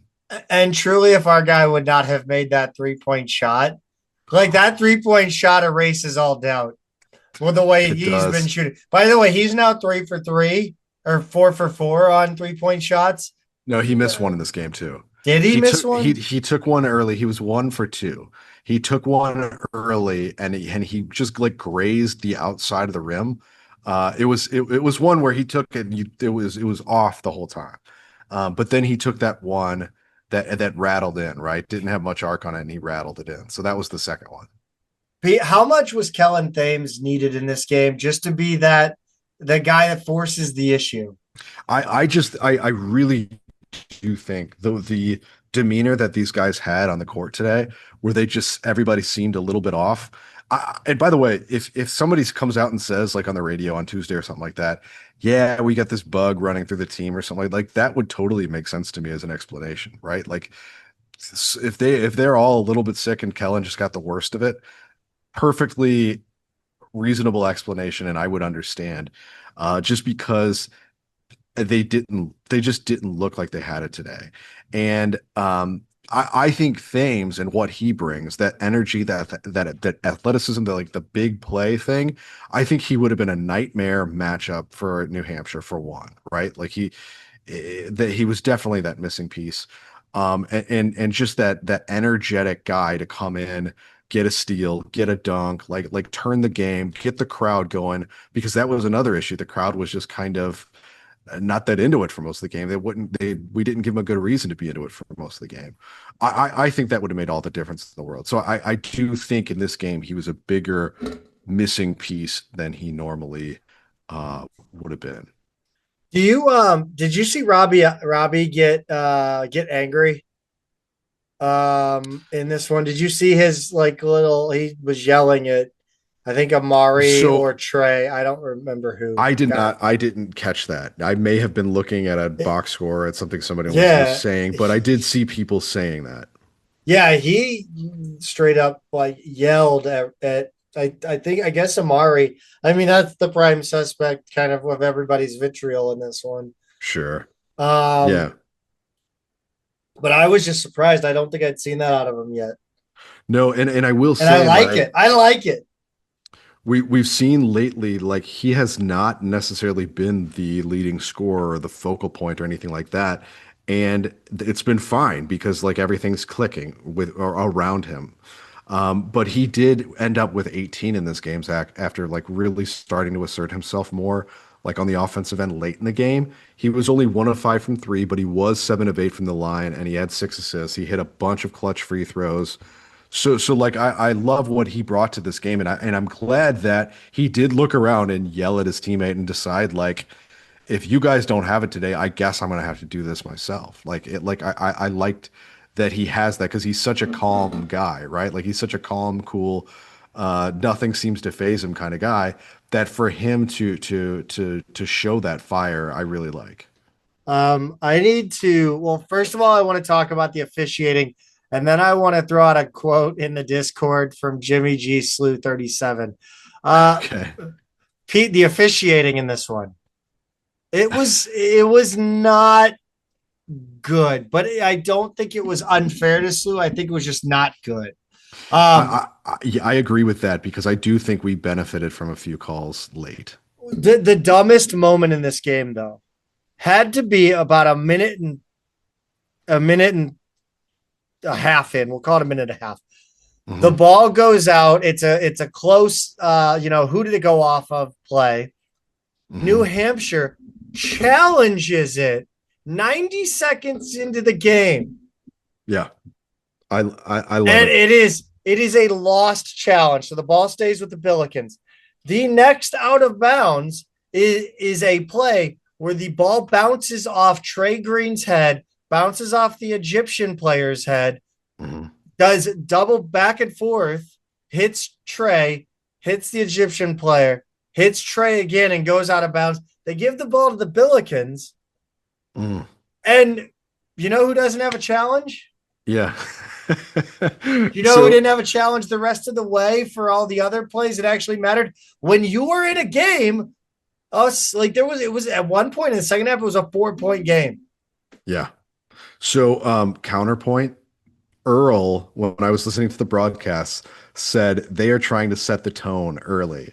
He goes, they started with a 3 pointer, right? Like they won the tip, they hit a three, it's 3-0. They blocked a shot, and then they challenged the out of bounds call. He's like, they came to play today and they're trying to set the tone early. And like, because Rammer was kind of like, what are they doing here, Earl? And Earl just kind of chuckled and was like, I like this. He's like, You they've think it got was some. gamesmanship? Yeah, he's like they've got some moxie. They're trying to get in Slew's. Yeah, that's. I think he even used the word gamesmanship. He said they're trying to get in Slew's head early, and they're trying to set the tone. And I give him credit, Zach, because as you just said, they were within four late in the game.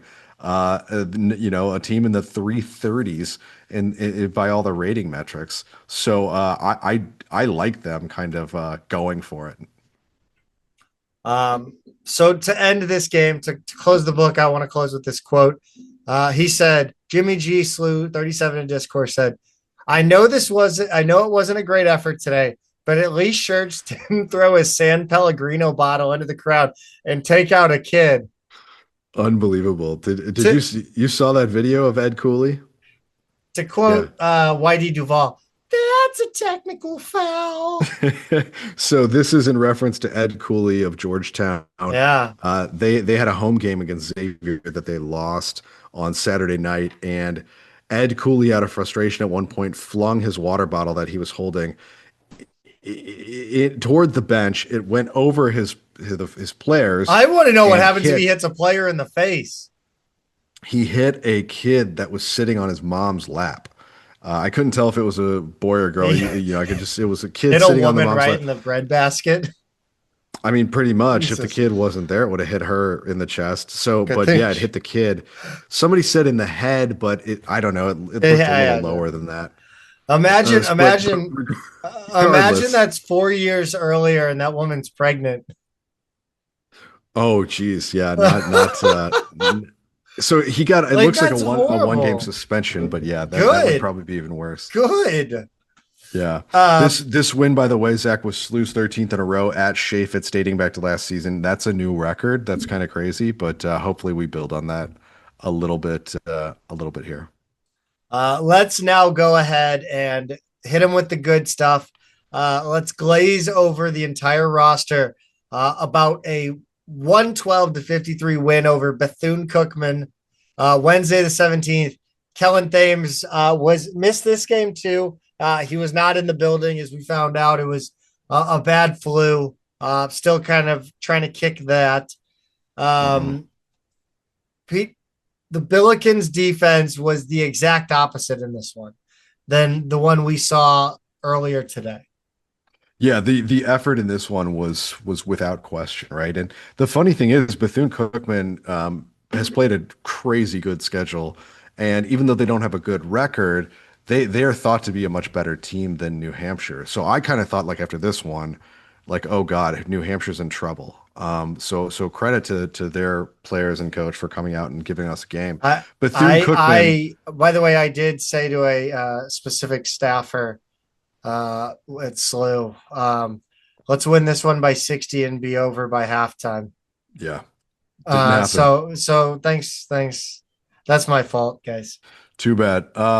Bethune-Cookman missed their first 11 field goal attempts, hitting the first one with just over 13 minutes left in the first half. SLU took a few minutes to get going in the game. It wasn't immediately out of the gate, but it was 17-6 by the time the Wildcats did hit that layup. And it would get worse from there, Zach, because the Billikens' effort was just it was high level at both ends. SLU went 11 of 17 from three in the first half and led 56-22 at the break. They actually, in the second half, kept it going, got up to 70-25 before they gave up a 6-point run. But by that point, it was pretty much the last run for the Wildcats, and SLU stepped on the gas again, Zach. They were really clicking at both ends. Um, yeah, man, they shot 17 of 29 from three. The three pointers just seemed to splash Mhm. down. It was one shy of that program record of 18 3-pointers. I believe that was Tulane. So I think Tulane was also 17. That was the Oh, Demarius okay. Jacobs game. Yes. We hit 18 in a game last season against Loyola. Actually, that was my first thought too. When we were at 17, I was like, "Oh, what's the record?" Because like I remember us hitting 17 against Tulane, and it was 18 against Loyola Was last was year.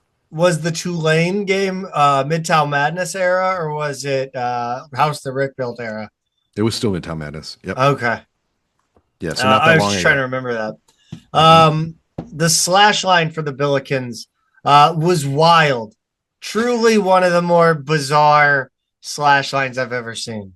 625 from the field, 586 from three, and 652 from the free throw line, Zach, which is unacceptable for a team that's one of the best in the nation. Although after the two At games this least week, was. Yeah. What is yeah, happening? Where have all the free throws gone? just right on key right there. I Yeah. like it. Meanwhile, looking across the court, Bethune-Cookman, 274 from the Oh, field, God. 167 from three, Six, 690, seven. 696 from the free throw line is fine, but like 69. Nice. not their night shooting, but I thought the defensive effort was really high all night. Bethune was trying to score at the rim early on. Everything was heavily contested, and then they started settling for threes. Couldn't get them open. Couldn't get them in rhythm. They really only looked confident in transition, and even that was not coming easy. But I did think Jacoby Hetty was a nice player, Zach. Yeah, he had 23 points. There was just nothing else going for him in this one, Pete.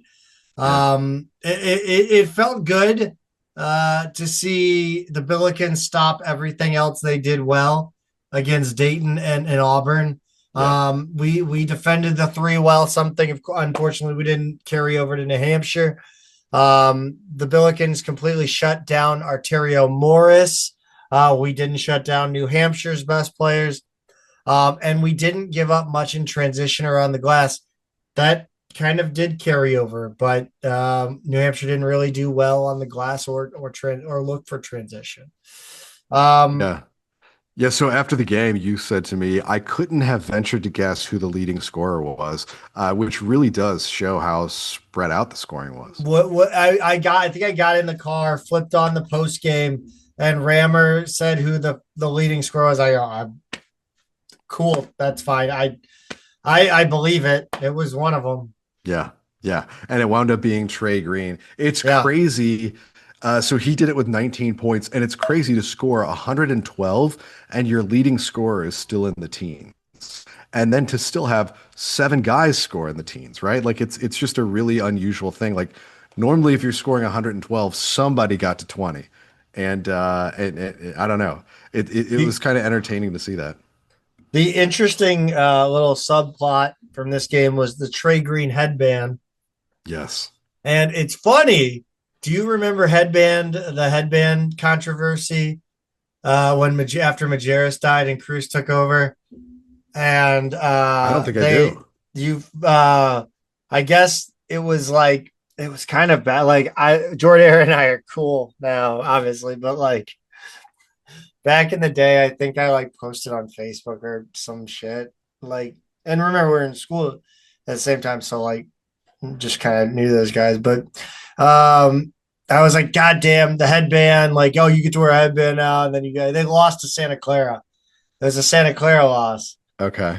And so after that, I was just kind of pissed off being online too much. And I was like, oh, they have fucking headbands, this and that. And so it's just funny to hear about the headband turning around. I just always remember that. Anytime anybody talks about headbands, it's kind of fascinating that the headband has been a mainstay of basketball um, fashion, and it's Yeah. really kind of like it just is a funky accessory. Like it's just kind of They dorky in a lot they of were ways. big. They were big in my era. There were either the guys who had the shaved bald heads with the headbands. There were a number of those around, both the league and The college. Or you would have like the really kind of tight cornrows with a Yes, headband. the Allen Um, Iverson. yeah, you didn't see many guys with like loose hair styles at the time. It's just like not what it was in the early aughts, which has really obviously changed a lot now. Trey Green, the headband article was funny about him, like, having trouble keeping it on in the past, but he needed it now. He decided that it what's overruled the fact that he had a couple strands of hair getting in his face, so he had to go back to it, and it worked. But he had four three-pointers in the first half. He hit another early in the second before a couple late layups, which is how he got to 19. He was plus 36 for the game and plus 31 at the under four media time out of the first half, which I tweeted out at the time, Zach, because I happened to flip over to those numbers and I could not believe plus 31 in the first half is just a crazy number. And Xavier fans had to be tortured by his performance on the same night that they suffered the worst loss in Cintas Center history. They lost by 41 to Creighton.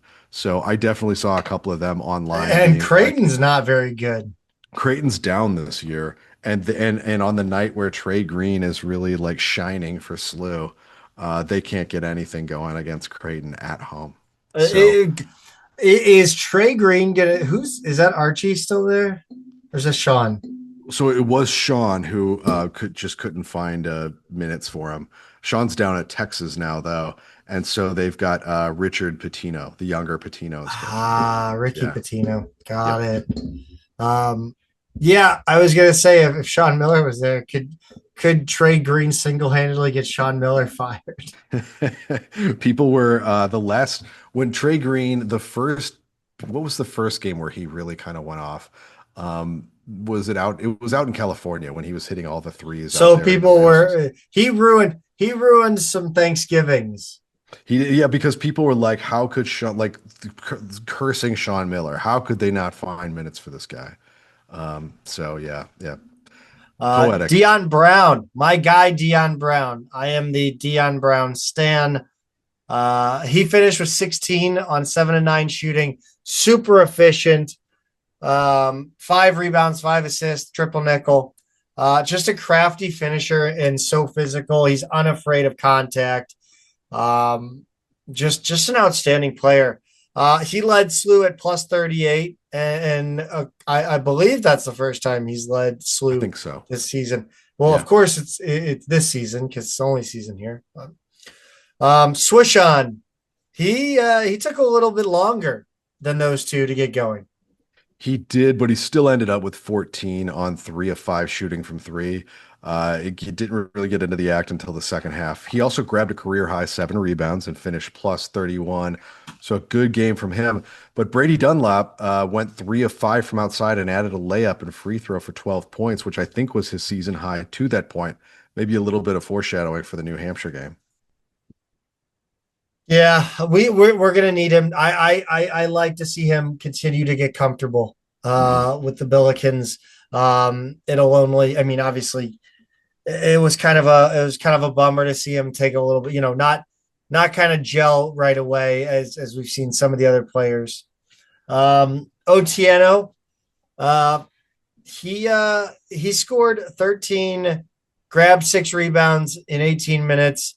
He was impactful after not being impactful against San Francisco in any way, shape, or form. That's Mad true. Libs, Pete. That's Mad true. Libs. This He is was. this is Billiken Mad Libs basketball. You're absolutely right about that. Quentin Jones had 11 points and 5 assists. He's just been solid in every game lately. I thought he was a little quieter against New Hampshire, but he was really good in this one. Mari McCautry, Zach, the note I have here is that he's just always confounding. After we talked about how how broken his 3-point shot was in the previous game. Did we bully him into being able to shoot again? He went 3 of 3 from 3 in this one. He also had 5 of SLU's 13 turnovers, but finished plus 29. So Amari giveth, Amari taketh away. He's just you don't know what you're gonna get. There are people around me at the arena, and I don't remember if I said this last week, but like, again, if he didn't have these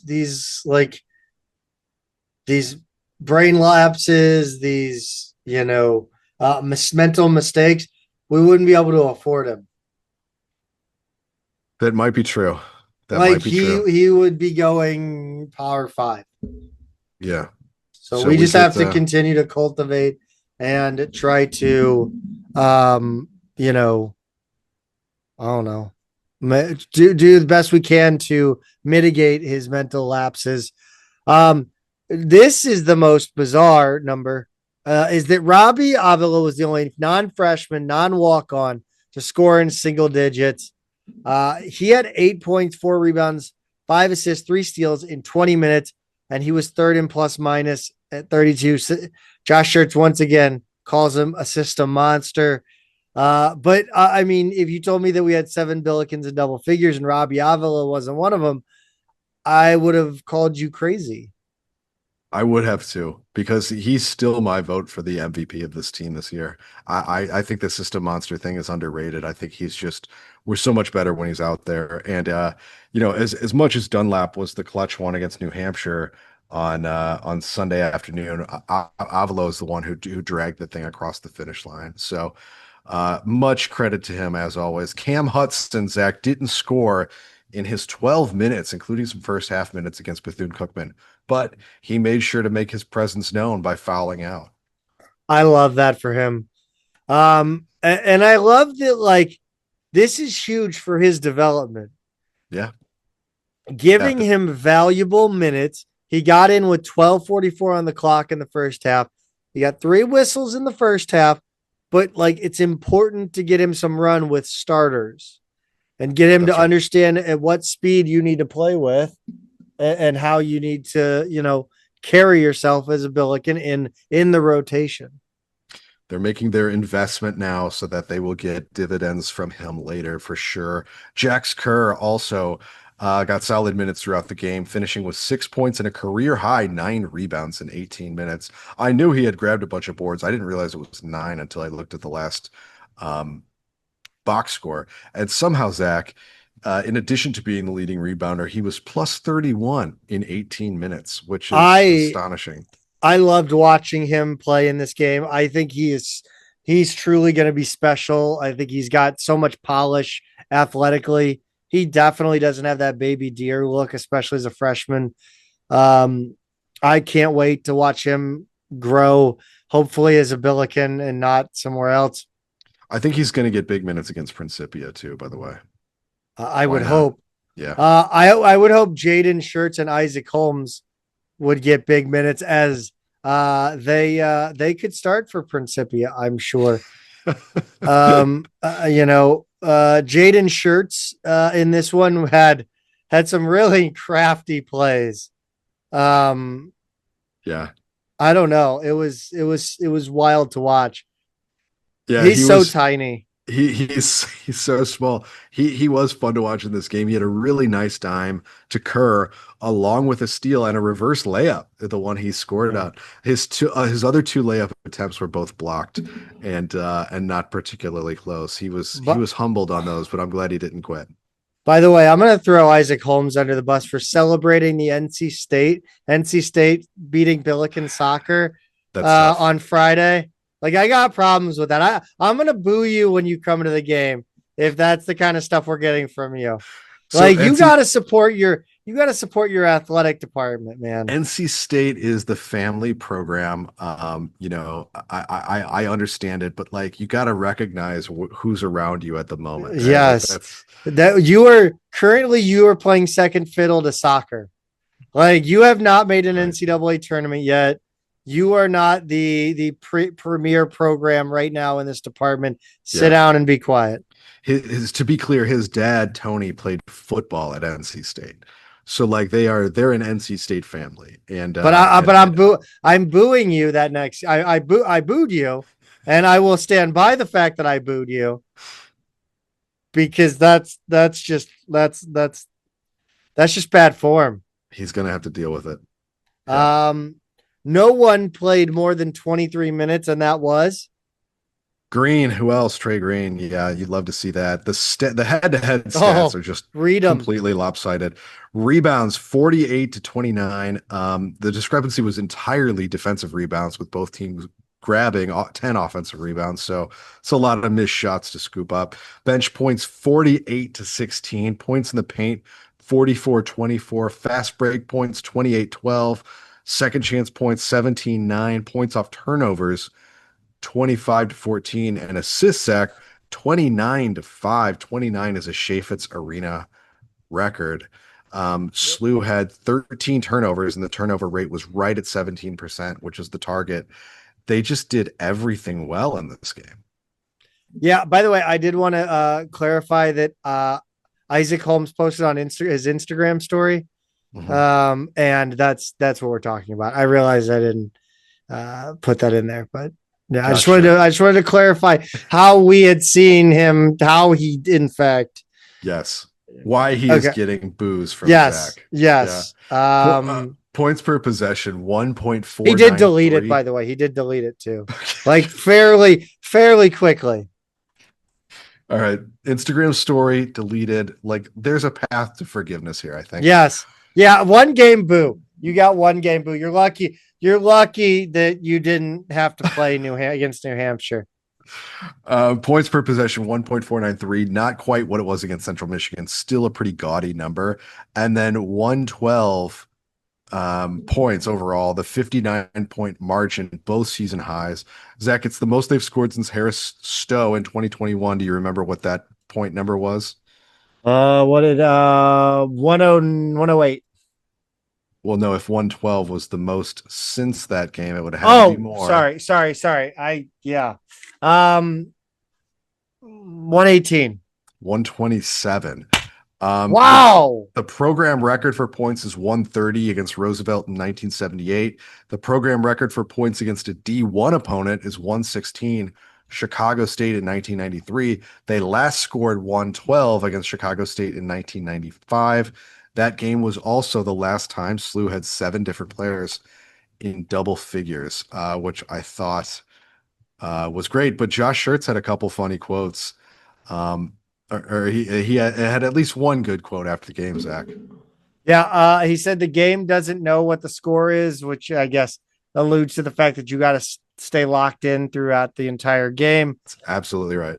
Apparently Reggie Theus, the head coach of Bethune-Cookman, Reggie Theus of slam ball fame, of course, and nothing else.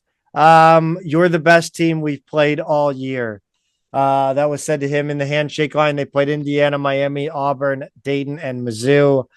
So it means a lot coming from him. But that was before the New Hampshire game. And after the New Hampshire game, Reggie Theus actually went on air to say, I take it back because I saw the New Hampshire game and it was really bad. No, he didn't do that. But Josh Schertz did say after the New Hampshire serious, game, Clark? Josh Schertz said after the New Hampshire game, if we play like that in the A10, we're going 0-18. So awesome. I kind of like that. He gets it. Next up is Principia. I think we're gonna need the full week to prepare for the Panthers.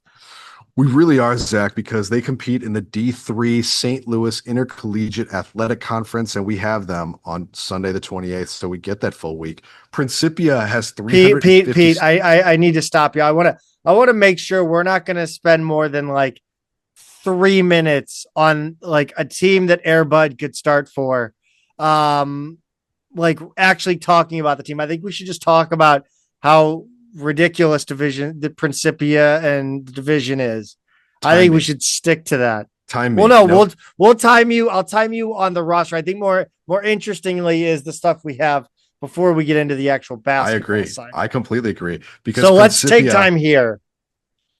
Okay. 350 students, an endowment of almost 700 million, which is crazy. That's the kind of thing that's only possible when you're basically the only college or university representing an entire religion. There's about a dozen. Wait a minute. This is somehow connected to Principia. I'm on the clock. You're interrupting me. No, you're not on the clock here. You're going to be on the clock when you get into the roster. I'm going to give the roster. I'm going to give the roster about 1 minute. Yes. So they're one of a dozen or so Christians. There are a dozen or so Christian Scientist high schools or grade schools. Most of them are both like K to 12 globally, and 6 of those are in the U.S. With both the college, which is over in Elsa, Illinois, and a K-12 school in the St. Louis area, I always assumed there were a lot more, right? Because like it's like, okay, we have our Christian Scientist college and high school. I just assumed they were all over the place, but they're not. It's pretty rare. The alumni list, that kind of blew my mind. Robert Duvall went there. No idea that was true. Terry Melcher, the music producer, who, if you know anything about the Charles Manson story, he's a big figure in that.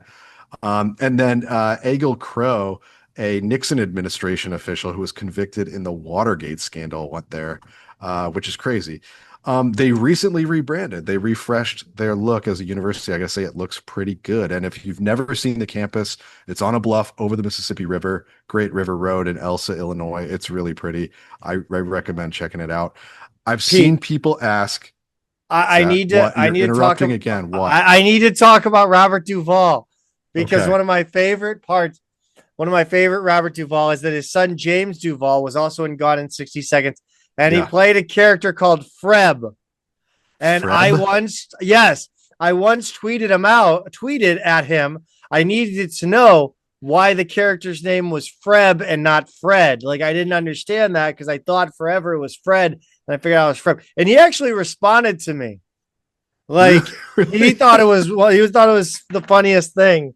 He's like, people ask me that all the time. Like, was his name really Freb? He's like, I don't know. I guess it was just it was in the script. I got to go look up the tweet. I probably have it in a screenshot somewhere. Amazing. But, yeah. That is really amazing. Okay, good to know. Sorry, I just had to throw out that random Robert Duvall story. I love Robert Duvall. Okay, so where were we? Yes. Why are these lower division games not considered exhibitions for SLU? They're just not. I mean, like, we can give them as regular season games. They don't count against our metrics. But the interesting thing is their exhibitions for the lower division teams. They don't count against their win-loss record the way they do for us. So that's kind of quirky. But Zach, I've wasted a lot of time now with a lot of non-basketball facts because, like you No, said, no, you can't waste time on it's more non-basketball facts. interesting than the basketball side. But just a quick overview of what this team is. Principia 2-9 is their record this season. Their only wins: Harris Stowe and Maranatha Baptist. Zach, can you name either the state Maranatha Baptist is in or the school's nickname? No, I am more of a Division One mascot savant. By the way, we need to do that like a live stream or some sort of special episode where people send in like to like your like email, like you know what I mean. We Yeah. need to just like figure out a way that I won't see it. I'll put oven mitts on. It'll be a good time. We need to do something like that at some point Oven to mitts. That's prove I'm great. not cheating. I like it. I like it. That's smart. They are in Wisconsin, Watertown, Wisconsin, and their mascot is the Saber Cats. I gotta say, I kind of like their logo too. Sabercats is a great. Are you talking about the M logo? Uh, Maranatha Baptist. I see their M, but no, there's a Saber Cat head that is kind of their athletics logo. That's pretty cool. Oh, that is. It kind of reminds me of the Gorlock, A but a little bit. saber cat. A little bit. It has that. It's something between that and the Nashville Predator, but I like this one better than Nashville. What was the? What was it? The Tampa Bay Sabercats, the arena football team. Oh, I don't know. That's deep in the recesses of my brain. I don't know. I used to Uh, love arena football. Not me. What? Principia 0-2 in early Lame. SLIAC play. They've got blowout losses to Blackburn You and can't say that on the Westminster. radio, Sliak. That's you can't say that. SLIAC, Sounds terrible. SLIAC. They've also been blown out by Illinois College, Rhodes, Wartburg. Uh, That's a gross name. it Can really we can is. we get rid of the word wart in anything other than actual warts? I agree. It's unfortunate. And then Williams Baptist, they've been blown out twice. They played Benedictine College close, but that's really it. After SLU, it's all conference games left for them. One fun thing about playing a local college is all the local flavor on the roster. You've got Elijah Boyd from Hazelwood Central. You've got Jay Smith from Lutheran North, Caleb White from Hazelwood West, Derek Showman and Ivan Veshenko from Principia, Ashton Matthews from Francis Howell Central, and then Nolan Simon from Whitfield. Simon is a 6-foot junior guard. He's pretty much the only guy worth mentioning because he averages about 22 points a game. SLU is obviously going to have a size advantage here. They've got a 6'10 freshman who doesn't play much, 6'9 sophomore who's third in scoring. Their second leading scorer is 6'6, and they're kind of their bigger guards, the 6'3 to 6'5 guys tend to make up the rest of the rotation, but physically, they're nowhere near SLU. They're also young. They've got one senior and four juniors. The bottom line is this is a bad team, even for Division Three. So the primary goal, nobody gets hurt, right? Secondary goal, get some serious run time for the freshmen, Kerr, Hudson, those guys. Beyond that, Zach, I honestly think SLU could score 150 points in this game if they really wanted to, but I This don't is know like if they will. Greenville College. They just put anybody out, except actually, like we've heard of some of these guys. That's the thing. Well, Like Greenville College just puts out anybody who wants to play basketball. But the thing about Greenville College is they play that Grinnell style, like it's a Yeah. pure system. So they're conceding layups to go shoot threes at the other end, like that fast. Like that's what they want to do. So they roster like 20 guys and play a super fast thing, whereas Principia plays a little bit more straight up, and they're just not that good. Um, Pete, let's take it around the A10. How do we want to split it up this week? It's Why a don't weird week. It's a you? slow Yeah, week. why don't you take up to Thursday? All righty. VCU 84, Niagara 58 on Monday the 15th. They beat a falls, a whole ass river. Amazing. Yeah, Tuesday the 16th, Dayton 97, Florida State 69. Thanks for the bet 365 free roll. That was fantastic. Florida State's bad. Rhode Island 62, Canisius 45. Canisius trying to be in the A10. Yeah, they've now lost to three A10 teams, Zach, which got me wondering which non-A10 team will play the most A10 teams this season? There's some fellow MBMs out there that got time on their hands. We ought to put that out on Twitter and see which nerd gets no back to wait us. No, just hey, go ahead. Like they're listening to us, Pete. Somebody tell us who will play the most A10 teams who's not in the A10 this season. That was the most like unintended humbleness of you, just like, we should put what I'm saying on the show that people listen to out on Twitter, because you know that the people that would do that are the kind of people that would listen to us. I thought this was just a 2-person Zoom call that we have once a week. I did not, you didn't know I had a YouTube channel? Are you posting this somewhere? That's so embarrassing.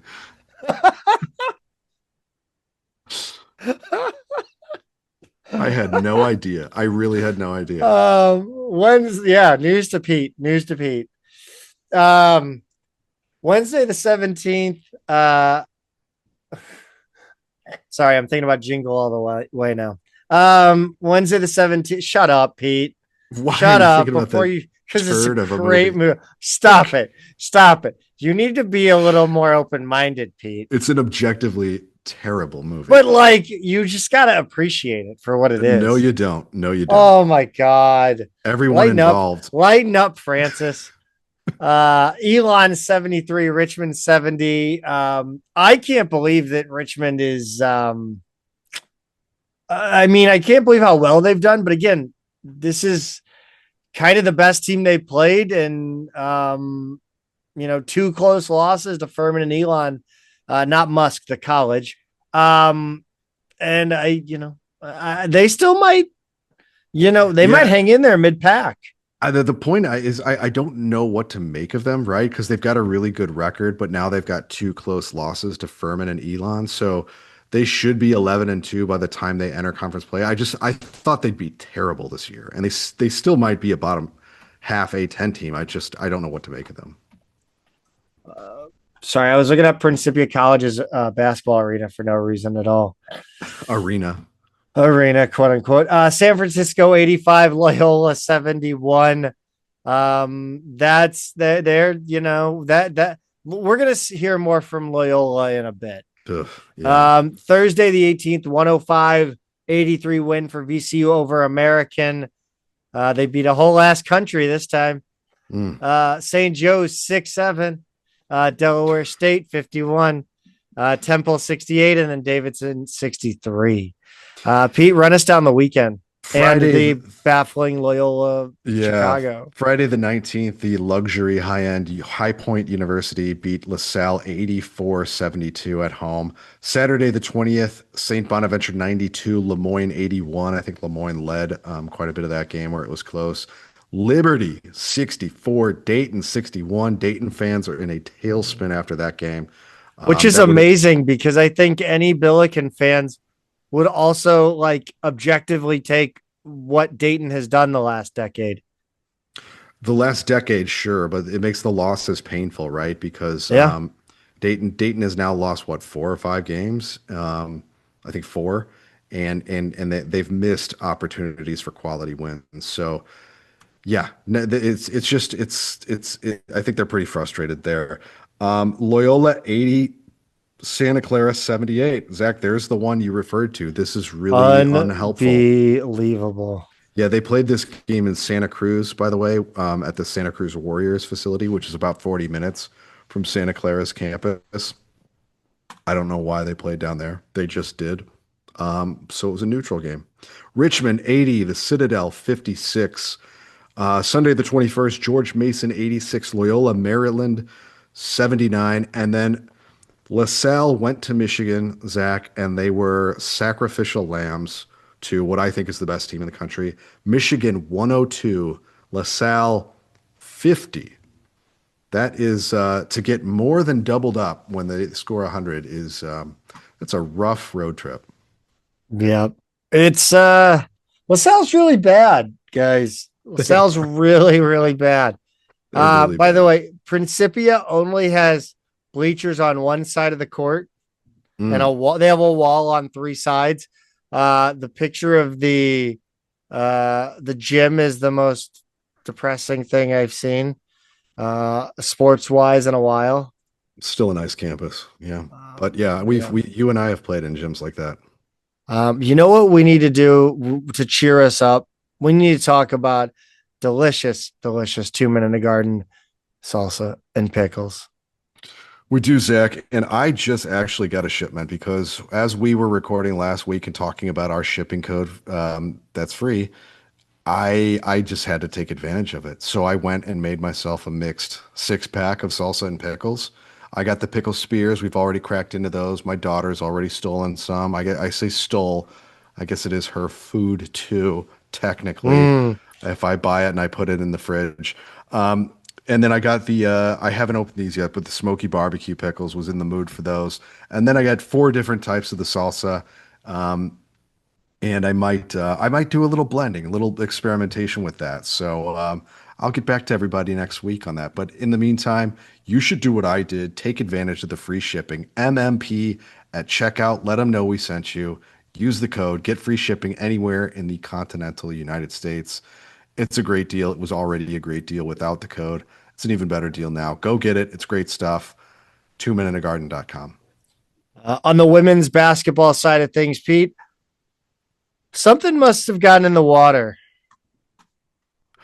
Yeah, it's interesting, Zach, right? Because we last week we were not all that high on this program, and we were a little bit We worried. 2 weeks ago. I mean, 2 weeks ago they were done like dinner.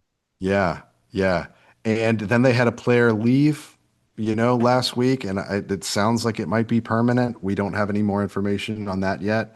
Hannah That's Wallace. crazy, by the way. We don't have information on So that. we were a little bit worried, and then they come out on Wednesday the 14th, and they put a 20-point beating on Jacksonville State, 74-54 for the win.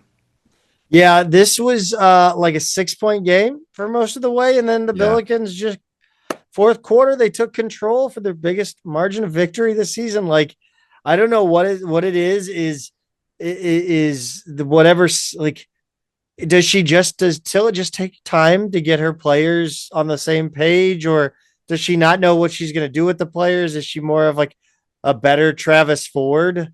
Mm, Like you kind of just mold whatever your players are, like, or right. you mold your system to your players. I don't know. One of the big reasons is that Alyssa Kirkenmeyer has been outstanding and become a focal point. Something that you said last week, that needed to happen. Absolutely. Yeah. We looked at both of these matchups this week and saw size advantages, and this was a perfect example of that. She was 9 of 9 from the field, 2 of 2 from the line for a career high 20 points, added 6 rebounds, 2 assists, and a block. 9 of 9 is the best perfect shooting night for a D1 freshman this season.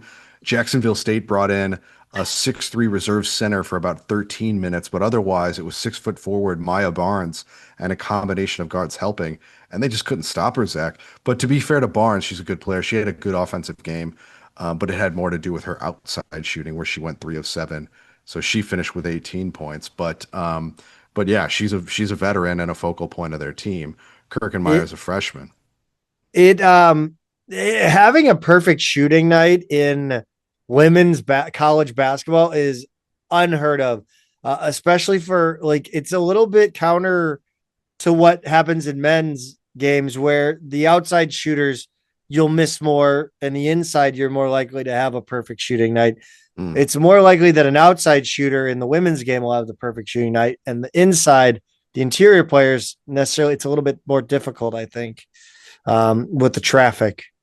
It was this in this game it was interesting to see, like, at one point she scored over Barnes, right? And you just saw Barnes just immediately, like, she had her hands, was in position, and she just, like, the way her shoulders slumped, like it was from the fourth quarter, it went over her, and she just, like, shook her head and her shoulders slumped, and I was like, wow, a freshman just demoralized. I can't remember if Barnes is a junior or a senior, but just like their veteran star inside player, she just demoralized her like that. That was pretty fun to see. But SLU dominated points in the paint, 42-22. They won the rebounding battle by 5, despite giving up 16 offensive rebounds. So this was a good inside game for them overall. Um, They ended up with that slash line of 518, 400, and 750. The Gamecocks 308, 346, 714. Back to back A10 rookie of the week. Jada Dennis played a full 40 minutes, had 12.7 rebounds, 5 assists, and 3 steals to go with just 1 turnover. As a team, the Billikens had just 12 turnovers, their best number on the season. Zaya Nugent finished with 14 points and 9 rebounds. Kira Brown chipped in an efficient 13 points on 5 of 7 shooting, hitting her only 3-pointer of the game. This was just a solid performance built on cleaning up areas they'd struggled with, like turnovers and hitting shots. I think we're both extremely surprised with the offense for this team. It was a clean game and a good win. It's the kind of game we want to see from this team.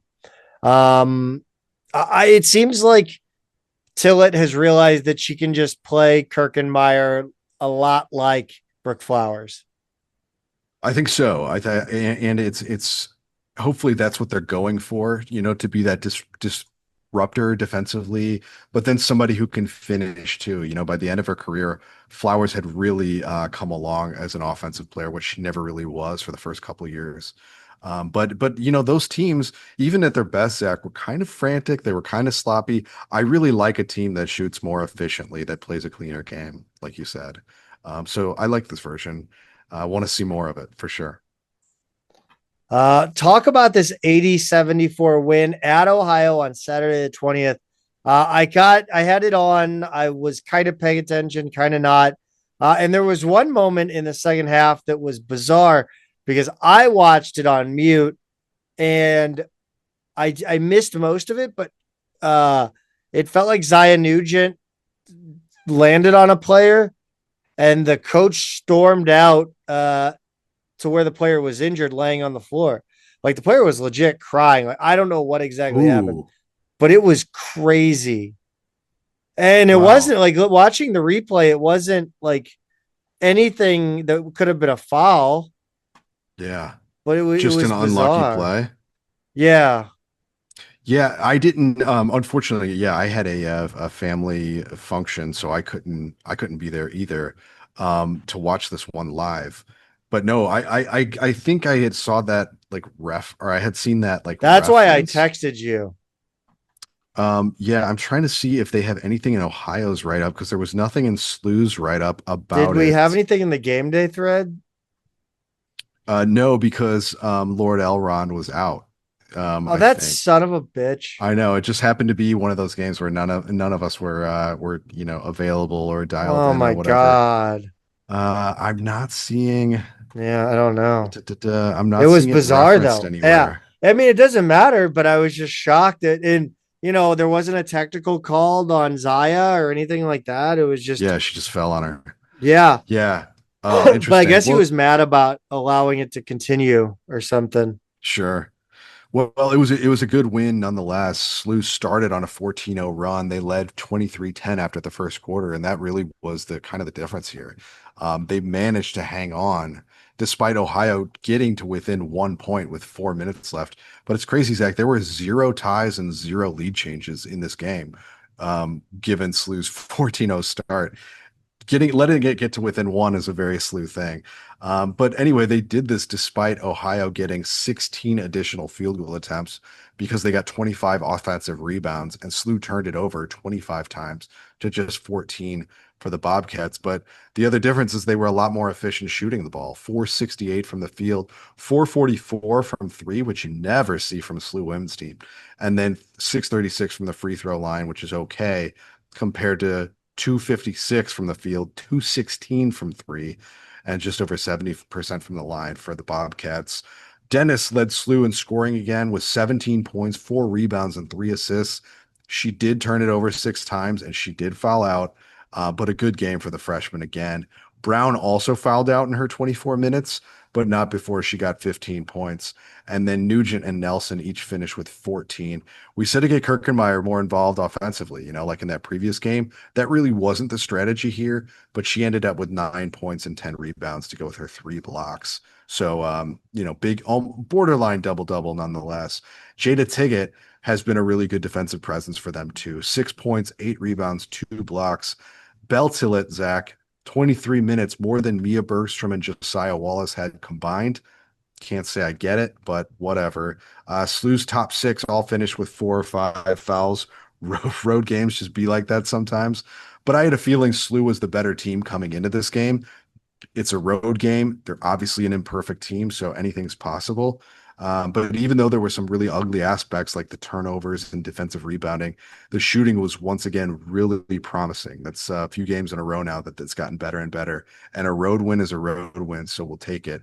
That's now 4 of the last 5 they've won and 5 of the last 7. So little hiccup in the middle there, losing a player, losing a game, but they do seem to be on the right trend line overall, Zach. And it's surprising. We certainly had kind of kind of given up on this team. Yeah. Yeah, And, they definitely. we'll see how they handle an A10 that has quite a few really good teams. But I mean, this could be more of a top half team than we thought. Yeah, they were picked ninth. I had to go look it up. I was trying to remember what they were. They were picked ninth in the league. And you and I were both kind of like, hope I would take ninth, like based on Yeah. what we thought of them coming into the season.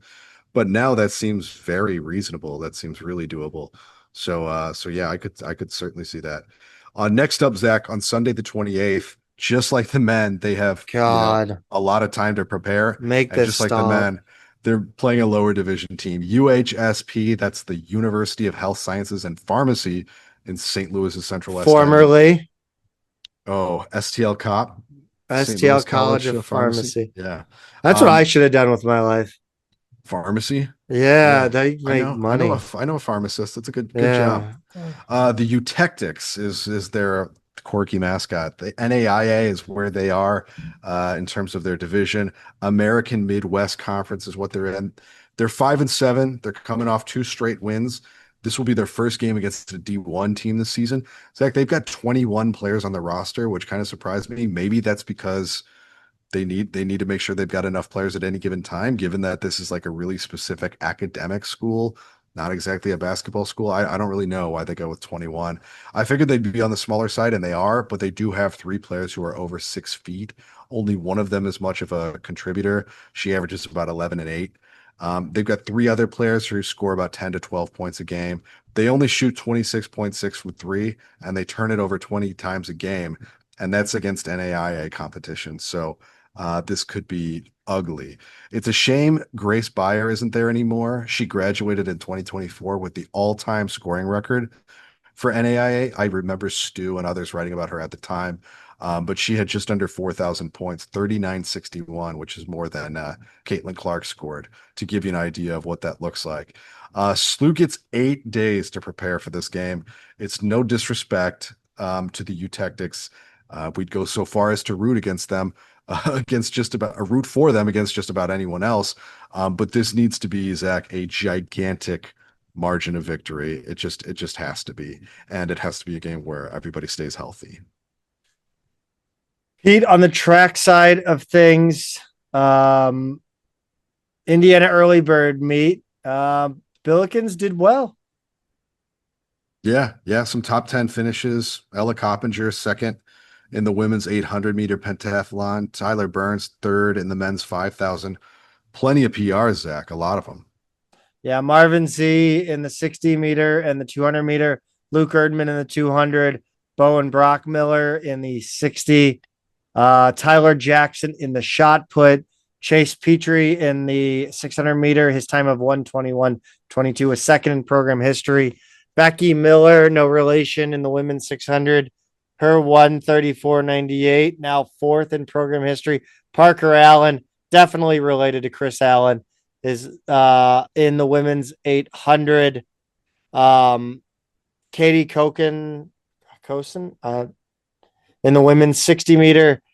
She just missed the finals, but still turned in the number 2 mark in program history at 7:74. Ellie Shanahan in both the 60 and the 200.